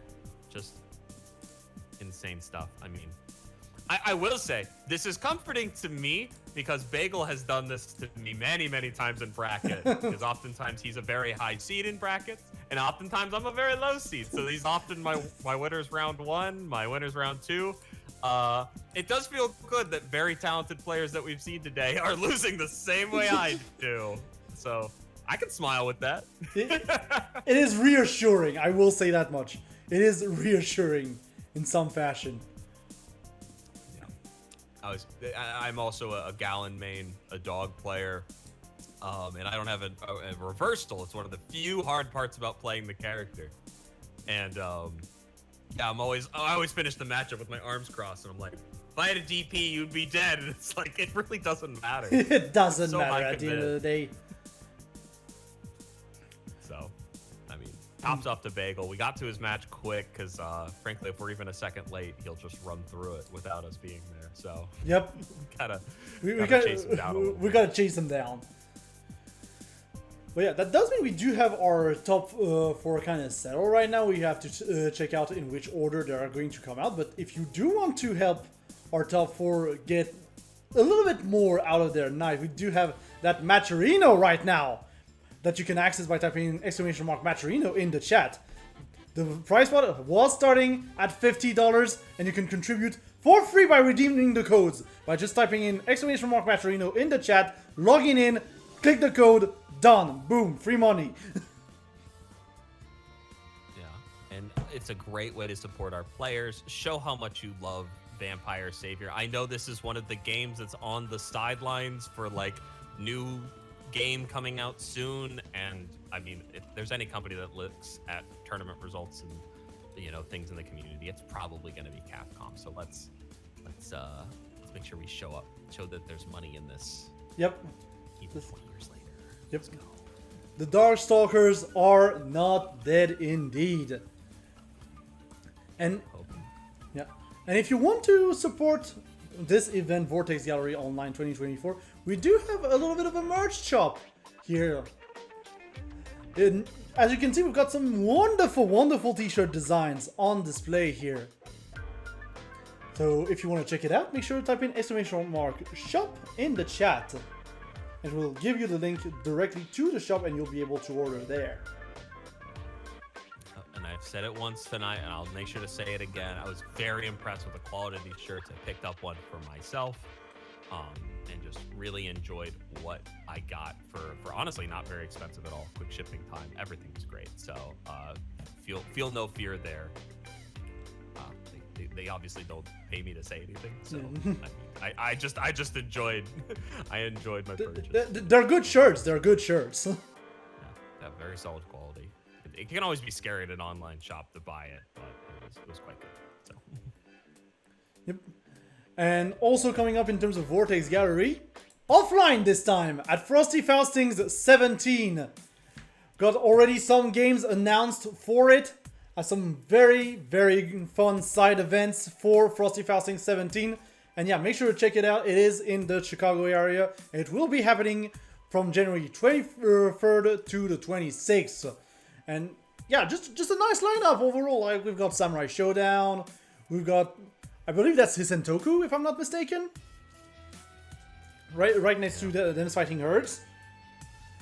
Yeah, gosh, yeah. I honestly cannot tell you. It has been a while. Unfortunately, chat, neither of us speaks Japanese, so. But I believe that is Hisentoku nonetheless. But we've got Windjammers 2, Nickel Star Brawl 2, lots of 2s because Capcom vs. SNK 2, Puyo Puyo Tetris 2, lots of 2s in there. Yeah, you're not kidding. That is funny. Yeah, and just so you know, there will be more games announced as well very soon, so make sure to follow 956 Productions on Twitter, Blue Sky, and FGC Network in order to be the first informed for the full lineup. But this is already a very good lineup to begin with, honestly. Yeah, no, more is just extra fun stuff for us to have, so please, come out and support if you have the means to do so. Yep. As for the upcoming schedule for Vortex Gallery Online 2024, this very weekend, for the last weekend, we will be first having tomorrow on this channel, the Super Dragon Ball Z tournament for North America. Again, streamed on this very channel at 20 CET tomorrow. So make sure to check it out here. If you want to see some good-ass Dragon Ball gameplay, it is the place to be. And, Arika games are fun. Oh, yeah. No, this will be a very exciting one to watch. And if you have the, because our signups closed for this one. The signups are closed for the tournaments, but you can still follow the stream tomorrow. Stream is open. Exactly. Grab some Gotta popcorn show. and everything. You know, you're gonna need it when Frieza does Death Ball anyways, so. A little bit of a cutscene. We love to see it. Yep. No, it's actually very fast in this game, to be fair. Ooh, fair. Older games have some very fast supers. Yeah, it didn't have that animation budget that we got nowadays. Yep. And finally, on the 10th of November, this very Sunday, we will be having the Street Fighter 6 tournament for Europe, Middle East, and North Africa. Again, on this very channel, so make sure you are following the channel, Wolf TV Official, on Twitch. It will be at 20 CET as well, and again, it will be on Sunday, so make sure to check it out. And WyCry is going to be there as well. Yes, I'm very excited for this one. Street Fighter 6, an incredibly fun game to both hang out with, play, watch, everything in between. But gosh, I am very excited to commentate for this and see some talent I don't normally get to. So, Indeed, this is going to be a very fun time. But we do have a full top 4 to play, and with that we are going to go straight into the loser semis between Osman and Loyalty. yeah. Big ups to Ostman. Has been putting on the work throughout this tournament. For being seed 10, he is clearly a dangerous person to have in this bracket. I'm excited to see if he can bring it out. I believe he actually put Loyalty into losers. No, it was Bagel. So It was Bagel, yeah. yeah. Osman was put into losers by Sailor. Yes. Oh, the BB hood. So he's looking for that run back in losers. But yeah, I mean, obviously took out Frexa. So just a monster over here. And Frexa not getting that run back. Instead, Loyalty scooping it away, getting us a new matchup on the tournament stream. We love to see it. Yep, just new matchups on the board. Just like that. They cannot tame us over here. We are doing good. We are getting ready for this match. We've definitely seen Morgan and Dimitri before in this tournament, but Loyalty has kind of been slowly feeling more and more comfortable as they play. So a lot more DPs than I usually expect out of a Morgan, but getting away with it constantly throughout the tournament. So Yeah, if it works, it works. Like, why change? You know? If it works, it works. yeah, and even further than that, like I'm excited to see Morgan can be a very punishing character to whip command grabs on if it's a read. Double dashing forward gets her off the ground immediately, so can do a falling punish and do full combo, and has the projectiles to keep away this character. So let's see how they want to take it. There's a lot of options, a lot of ways.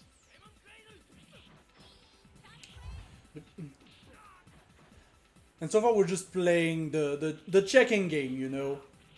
It's like Yeah. check-in station, we're trying to see a little bit what works, what doesn't. Yeah, how do you feel like playing this matchup? We playing slow? We playing fast? Let's just feel it out. Let's check what we got. Yep. I mean, So- Osman is still going to go for those command grabs. That is one of the trademarks from Osman. He is going to go for those command grabs as often as he can. Yeah, has been doing an absolutely phenomenal job with it. Unfortunately, still not getting the punish on the downward spiral. It can be a tricky one to hit, though. Yeah, it is a little bit tricky to hit, I will say that much. Yeah, it's very fast. It's 1 or 2 frames of recovery. Or you can just hit them in the air. Reversal also, it's a nice quick Nice damage. reversal and the command grab right after for the Oki. Osman tearing through right now in this first game.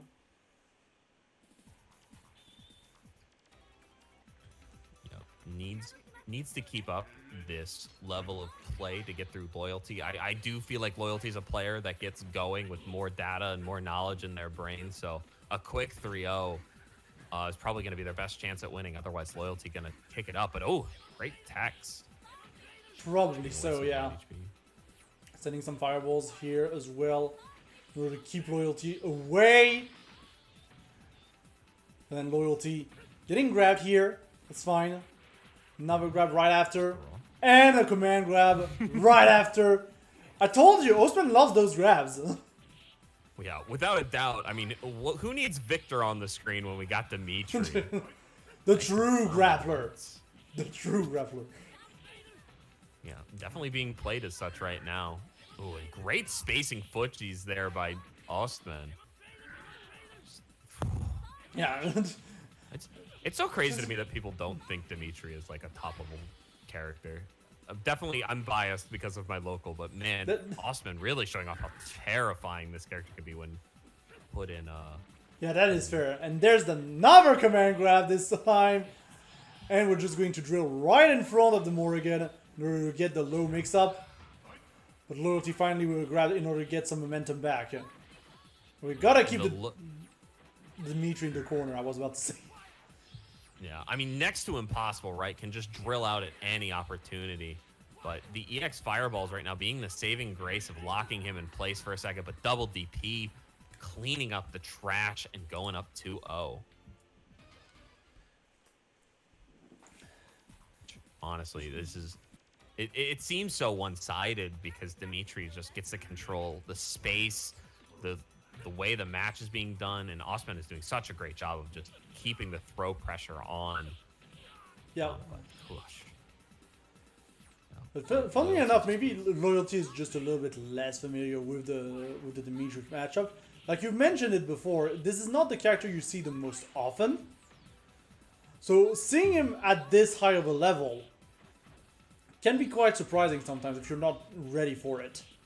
Yeah. I also would argue I see Dimitri a ton. Again, biased due to my local, but fair. He can be. You can play him in so many different ways, and Ostman currently just kind of rolling with the grappler angle. It's so good. Nice JC there. Yeah, JC's gonna take the life bar, but then Ostman is just going to get a DP of his own right after in order to secure the life bar on their side.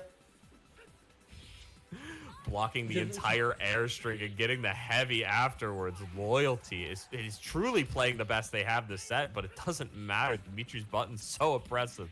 Yeah, it really doesn't matter right now. And the drill. We're one hit away from dying on Loyalty's side. Oh, great. Yeah, we're just going to dash DP right into there. And with that, Ostman is going to take that loser semi in a very solid fashion. Dude, oh my gosh. That was so oppressive. Ostman really just picked smart options, literally was playing chess at a certain point, found checkmate situations multiple times. Multiple times, yeah. That is some really talented FGC play right there. Wish I could say I was that good, but what we will get here is a run back, which is very exciting. I don't believe we got this one on stream, so I'm ready for this. BB Hood versus Dimitri next. Ooh. Yeah, that should be a fun matchup. Like Sailor is probably going to look to zone out the Dimitri as much as possible, but this should be a very fun matchup to watch. Yeah, obviously the teleport DP and spiral kick going to be a huge factor going into this one. But Sailor Steam, I mean, honestly, the way they play with their cross-up kick game could get really difficult very fast. Like, Ostman, despite how much he does DP, doesn't... There is another level, and it is just doing it as if it is the only button on your controller. He is not that bad, but honestly, Dimitri's DP is truly that good. It is really good, honestly. Just dealing with the pressure, it's pretty good. Yeah, I get the pleasure of whenever we can steal La Rosa out being one of the best Dimitris I've ever played, and as far as I know, one of the better ones in the world. And not to be mean, because I encourage it through my loud mouth and being an annoying player, but I will be like, God, did you really have to DP me 20 times during that match? And they'll just shrug their shoulders, and I'm like, I guess I fell for it though. it's the matchup. Just learn. Yeah, they play it perfectly. Wow, great tag chase there. Sailor doing a great job right now of just keeping this pressure moving. And we're definitely seeing a repeat of Sailor's pressure from winter semis, I will say that much. Like, just always going for those jump-ins as much as possible, even though Osman has access to a very good DP, but it's just a matter of delaying a little bit, you know, just a little bit. Yeah, even there, I think you saw what I would call the next level, where he just double DPs. Like, pick it early and then just buffer it again. It has no recovery. Just stay in your iframes. Yep. And he can also build so much meter off of it. Such an incredible character. Oh my god, stubby legs. No. Yep, and the command grab, though, from Sailor's team. We got the Oki situation, no, setting up the trap. But then Osman immediately, once again, with the command grab. Sailor's team really trying to challenge Dimitri directly in the air. Yeah, and I think the biggest thing that we're seeing difference-wise right now is the meter saved up. Boletta having so much ready here. BB Hood gonna take it there. Wow.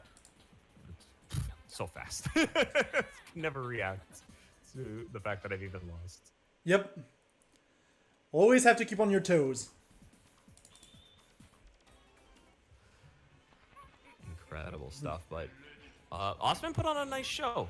The only thing we didn't really see a lot from him was the running command grab, or the running DP, which I think could be a very valuable a tool for somebody who back up dashing, but just honestly more than anything scared of the missile coming through. Yeah, I think he might be also saving it for later, you know. Just keep it in your arsenal to like condition your opponent and make sure that they don't actually react to it when you use it. That's always the big thing. Again, the command grab. No TG afterwards to kill though. Yeah, I was sure the pursuit was coming in, but you know, either a misinput or wanted to save that meter, but it's gonna go down a bat for it. Yep, and immediately Osman back on the offensive. And this again, once again, this is what we were talking about. Sailor's team is just going to wait out the DP, just baiting it with the jumps. It's very good stuff. Nice. And every little bit of damage you can put after either a JC or a DP can be so detrimental to this character. Oh gosh! Command grab real quick. Second command grab real quick. With the OTG right after. Now Sailor's team in a very difficult position right now. Has to get out of the corner as quickly as possible. Or we just continue some missile pressure. That's fine too. Nice. Wow. Yeah. Really scary trying to get through all that pressure, but the sweep in the end finally gonna give Ostman the win he's been fishing for a little while here. And once again, Steam with this time a missile opener, going to take a good chunk of health right now from Ostman, and the command grab once again just in the middle of the pressure. It is so scary to have to deal with those command grabs on either side, honestly. Yeah, I would argue a little scarier with BB Hood because she can just dash in and delay her pressure and go for it, but it doesn't do nearly as much damage as a bar on Dimitri. And wow, finally gets out of the corner, barely missing the Oki there. Yep, unfortunately, getting out of the corner cost him a full life bar though. And that's the problem. Hey. Nobody said the banks weren't evil. They're part of the monster. Nice. Yep. Full screen EX fireballs. Just spend 3 bars for very little return, but you know we got to keep things moving here. Yep. So and immediately of the life bar start, EXDP. Good stuff from Osman. Gotta keep doing it, man. Yeah, I got meter. You're in danger. Yep. In fact, Osman is actually sitting on 3 bars of meter. The EXDP is coming and you cannot stop it. Well, you can kind of make him whiff, but still. Yeah, obviously, I think Osman is just scarier with one of those in the tank, but yeah, definitely not 2 of them. One for EX command grab on deck at any point. There it is. You just had to. Speaking of, you just had to speak it into existence. You know it's what he's thinking about as well, so cannot argue. Oh, so good.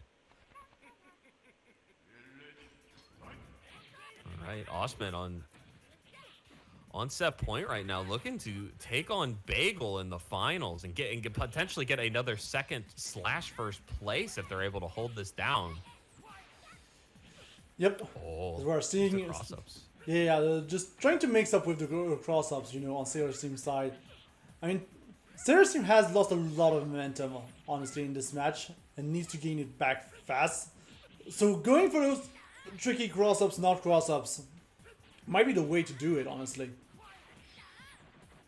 Yeah, I think was a little deterred by the DPs prior, but doing pretty good now with the spacing, despite how fast this game is.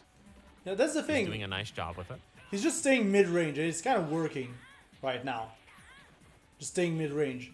Obviously, Osman is going to try and go in as much as possible against that mid-range Buletta. We're going to finally find the low here in order to finish it off on Sailor's team side. Yeah, great sweep there by Osman, just trying to get this last little chip before it gets too far out of his range.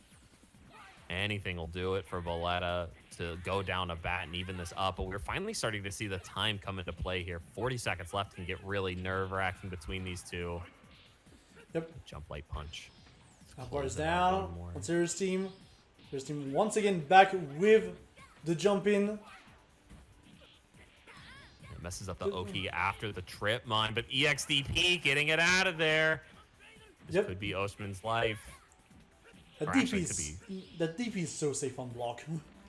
Oh, it's insane. Lots of white health right now on Buletta. Good, get out. Yep. Yeah. Got a little bit of an OTG action. One more hit potentially on Osman. Could do it. Trying to use, of course, the missiles to go through the fireballs. Yeah, we do have a bar on Osman's side, but we have the lag. Oh, We that have is incoming. That's dead. That's not dead! Lives with nothing. What Has to HP? live through this chip. 4 seconds Yeah, left. there it is! Oh my gosh. Sailor's team just getting out of there with the skin of their teeth. If that, heck, practically stole it off the wolf that was impersonating their grandma, BB Hood. Wow, Sailor. Hey, there is no doubt in my mind we're at losers finals. This is some solid play right now. Yep. Time and everything with fighting against them too. Get all that white Yeah. HP needs to live. And speaking of time, Osman is having none of it right now. Furious they didn't win that last one. Yep. The EX missile starting to come in like Honda headbutt out here. Checking everything. Yep. Nice low, but we're very low on HP right now for Buletta. Yep. And there's the command great grab, and that's wake-up gonna be grab. it. Just like that. Osman was really not happy with what happened in the previous game.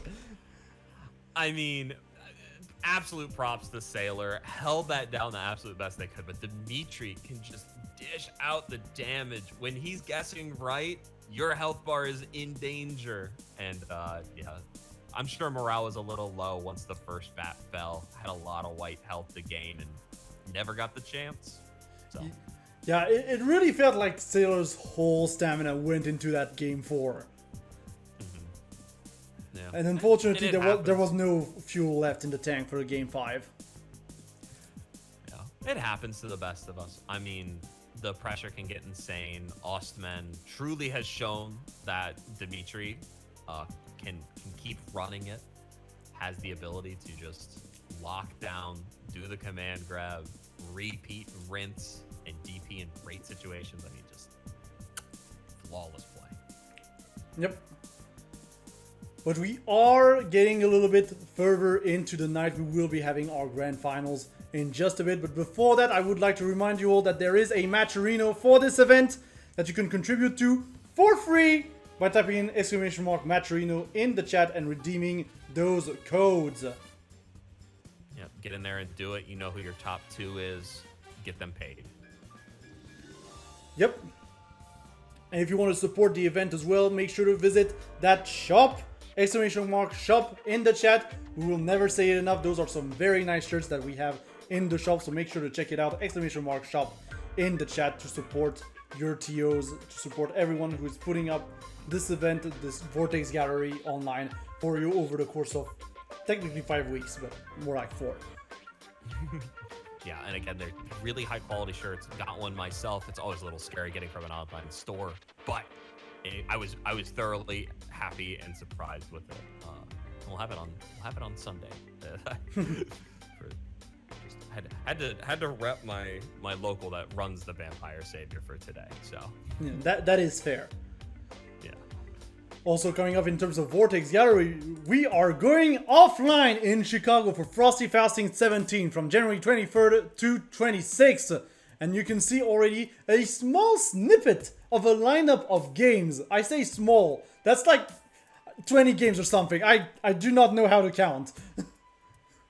Yeah, you would be very close. It is 25 games. Ooh. Or no, 20. Oh, it's not exactly It's because not- the not bottom exactly, row is yeah. 5, so it's like 21 Yeah, because it's 5 on the bottom. yeah, All right, it's 5 on the bottom. I baited myself.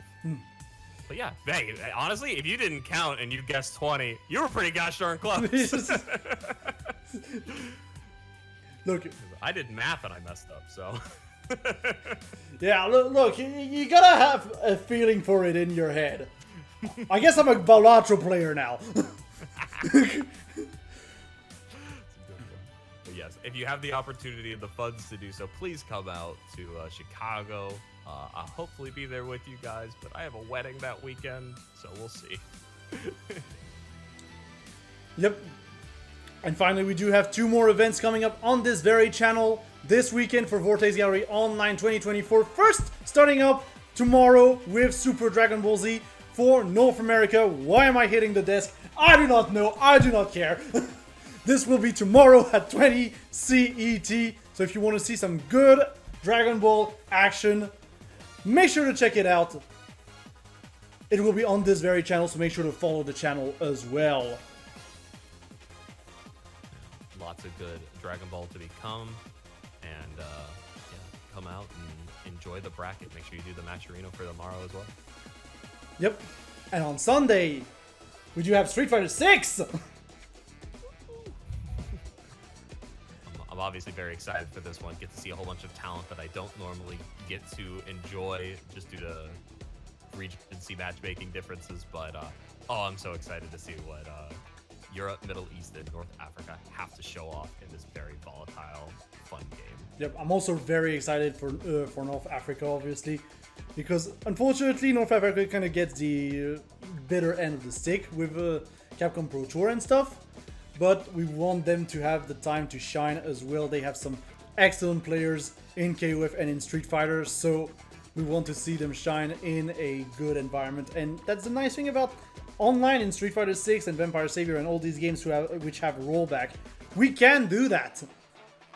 So yeah, make sure to check it out tomorrow on this very channel at 20 CET.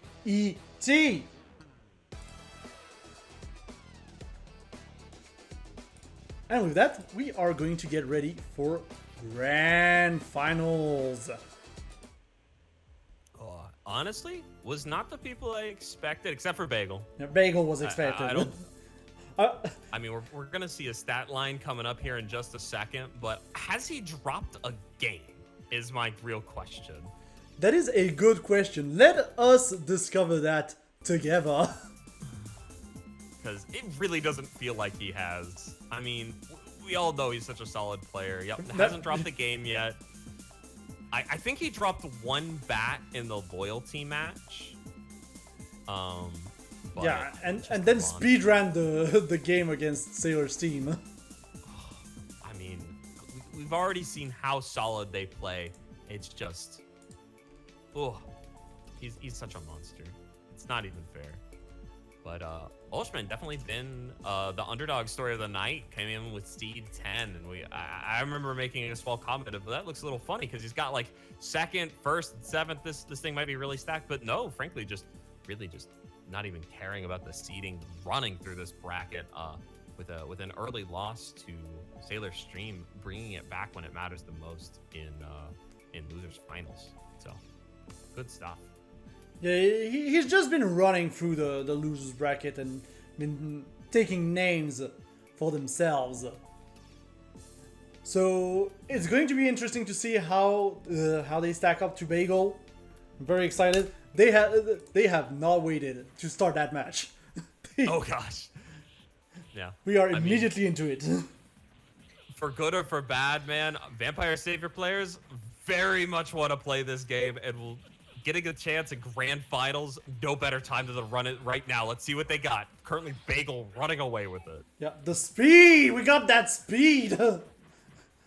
Yeah, we talked about how fast-paced this game is, and you're about to see it in full force. Truly, nothing but speed characters here. Yep. Whoop. Tasty. We've got a person who's going to go for high-low mix-ups all day, 8-way all round, and on the other side we've got the master of command grabs on a Shoto. Yeah. This is gonna go very quick. I might have to switch up their gameplay just a little bit here. Yep, get thrown out of that. Found the answer that people have been lacking all evening. Just throw the command through. Why don't you do this, chat? Just throw the command through. It's that easy. Why didn't you know? Yeah, so that is one of the answers. Obviously, a lot of people have been opting for jump back into a safe normal, but yeah, it is throw vulnerable, which is one of the reasons people think Dimitri is not scary. I would like to say they're wrong, but obviously, if you're this good, nothing's scary. Just run it. I mean, still, Osman has decided to not press the command throw again for now. Oh, such a good confirm there by Sasquatch Bagel. Showing off character mastery with that EX. Yep. And Bagel with the big kicks as well. Yeah. Playing a little bit more patiently. He tends to want to save the meter for his mix game, but it doesn't really matter with Dimitri because you're just looking for spare hits after DPs and after drills. So I really like the option to spend it here. Oh my god, Bagel. you blink and the life bar is gone with Bagel. That's how it works. Oh. Yeah, it's so hard because like the dashing white sometimes doesn't come through on the screen, and it's just like, oh, they have a little bit of, oh, it's gone. Oh my god. All of a sudden, already 50%. Sure, you're gonna recover that with the white health, but still, that's still 50% you have to deal with nonetheless. Of a one interaction. And obviously, I mean, this character not necessarily known to be the best. Don't roll in. Don't roll in on Sasquatch. That's not a good idea. Yeah. Don't roll in on Bagel. Yep. Bagel has the spacing down. Wow, what a good light kick on incoming. Yep. Should probably start opting for more DPs. Make them play around it. But see, there's the perfect punish. Get maximum damage for a single hit. Yep. So smart. Yeah, Osman looks a little bit lost. Definitely looking a little bit better in those lower pressure situations. And once Bagel is in, he's like in. That's the problem. Oh my gosh. Yeah, looks like we're going to get a bat off here. Yes, good chip situation. Very good awareness. We've seen Osman pick right many times tonight. Oh my gosh, look at these techs. Yep. Showing off even in defense. What a monster of a player. Yep, and the spikes in order to take it out. And Bagel is just going to casually walk through the bracket. I mean, truly a world-class player. We love to see them out at the Vortex Gallery. I mean, no shortage of talent tonight, without a doubt. But Bagel is a monster. Just another Friday. It's just another Friday. I hope that people who haven't played him truly give him a quick run on Fightcade when you got the chance. Such a fun match. If you like losing. It is. It truly is. Yeah, I mean, you can learn, or you can at least try to learn. It's very complicated. Yeah. You might have to watch the replay like 4 or 5 times to actually learn, but... And truly, thanks to all of the competitors that came up to this bracket. Such a fun time. You guys put on a heck of a show. Grand finals, obviously a little quick, but most of the Bagel sets were a little quick. So, nothing new here. I was about to say... We spent more times talking about the ads than casting Bagel sets. That's good return on the advertisers. That should be how you lead the next campaign. Yeah. This is like Capcom Pro Tours levels of efficiency. You wanted to watch one first to 5, and then it's just like, well, let's talk about our sponsors. It's the only way we can make this profitable, apparently. Yep. But yeah, with that does mean we will have Bagel in first, Osman in second, Sailor's team in third, and Loyalty in fourth, with Fracture, Coco Adept, Alex Tolls, and Vic right after. And yeah, thank you to all the competitors here. It's been really fun time. And I mean, I'll say this very biasedly. I think it was extra fun because there was no fishing bracket. Thank you guys. Thank you, Europe. Yeah, remember, if you play fish, we will judge you. Just a little bit, but no judgment today. Frankly, nothing but fun characters. Really good matchups all around. Didn't see a single ditto or mirror all day, so just phenomenal stuff. Yep. Let me just get one thing. There we go. Unfortunately, it takes a little bit to load every time, but I did want to show Alex Souls one game of Gallon. Yes. And yeah, with these auto updating ones, yeah, you can. Ooh, yeah. That's a little nice. Yeah, it will do. It will do. Really solid stuff to all of our competitors tonight. And then thank you guys so much for coming out on Friday night and playing some Vampire Saber. I mean, this is one of the best classic games ever. I will fight to that tooth and nail as long as I'm on this earth, and I just really love it. So yep, you guys made my night. Yep. And before we go, just don't forget to hit up that Matcherino by typing in !Matcherino in the chat. Claim those last few codes that are remaining. It is free money for the players, so make sure to claim those codes. We were starting at $50 in the Matcherino. I do not know how we are looking right now in terms of the Matcherino pot, but I would wager that it has increased at least quite a bit by now. I had it up at one point. I don't know where I dropped that bracket. We do have links like everywhere. Yeah, I'm pulling it up. We got an additional almost $4 now, guys. We got a lot of codes left. Make sure to put those in, but yeah. Yeah, make sure to claim those codes, chat. Again, it's free money for the players, so don't miss out on that. Also, real quick, running through the rest, we do have the shop currently open, !shop in the chat, and you can get all those nice shirts that you can see here on the screen. So many nice designs.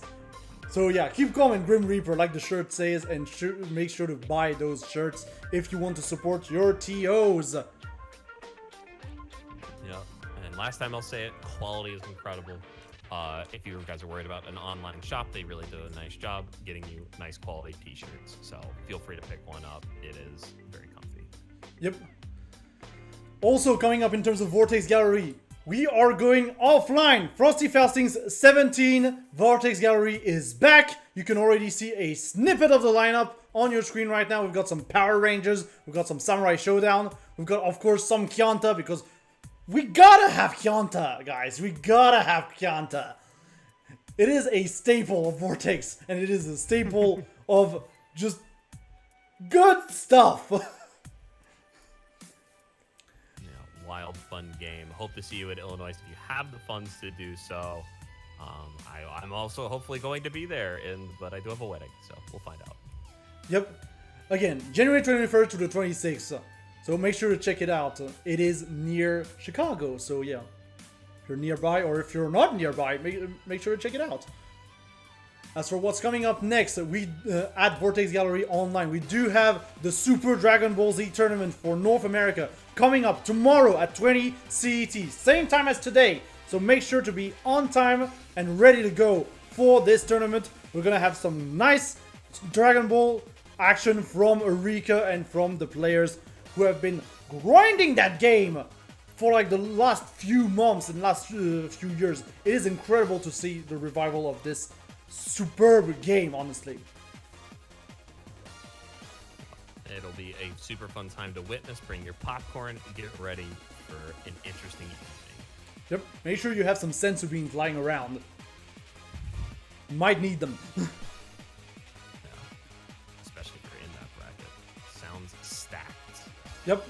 And if you're more of a Chipotle person, we do have Street Fighter 6 on November 10th at 20 CET. It is the bracket for Europe, Middle East, and North Africa. It will be concluding the European brackets for Vortex Gallery Online 2024. So make sure to join us on the 10th at 20 CET on this very channel. Make sure to follow the channel if you want to not miss that, and you do not want to miss that. Yeah, no, will be a heck of a time. So excited to see what Europe, the Middle East, and North Africa have to bring to the table. Yep. And one last thing before we go, I promise this is the last one. If you haven't already, and if you are French, but there are subtitles, you can auto-translate the subtitles. Make sure to check out my personal channel on YouTube, youtube.com/@Mathias Wolfbrok, where I have started to do a little series of videos presenting some of the fighting games you may not have necessarily heard about as much. It is called Un versus pas comme les autres, and the first episode for that is dedicated to Rivals of Ever 2, which just recently came out, so make sure to check it out. Make sure to stay tuned by following his YouTube so that you can get updated for the next one, which is in the works. Yep. Once all this Vortex Gallery stuff finishes up. Yeah, I promise, it's coming soon, one day, I promise. I'm working on it. TOing, commentating, and doing 12 other things, man. You are fine. Yep. And with that, yeah, that's gonna be it for us for tonight. Thank you everyone for watching. And I believe we're going to try and raid someone just in a little bit. Just need to get that set up. I don't know if any other Vortex Gallery tournaments are going on right now. We might need to check the schedule. But we are going to try and raid someone. That would be nice. Let me look. I'm like, I know the King of Fighters 15, it probably is like done around this time too. Yeah, I'm thinking most of the EU brackets would be done because Garou would be done. It like started very earlier today. Yeah. And yeah, no, apparently Osugur is confirming that nothing's live right now. So yeah, once again, thank you everyone for watching, and we will see you next time. With the cameras kind of frozen, it's fine. Bye everyone, have a nice evening.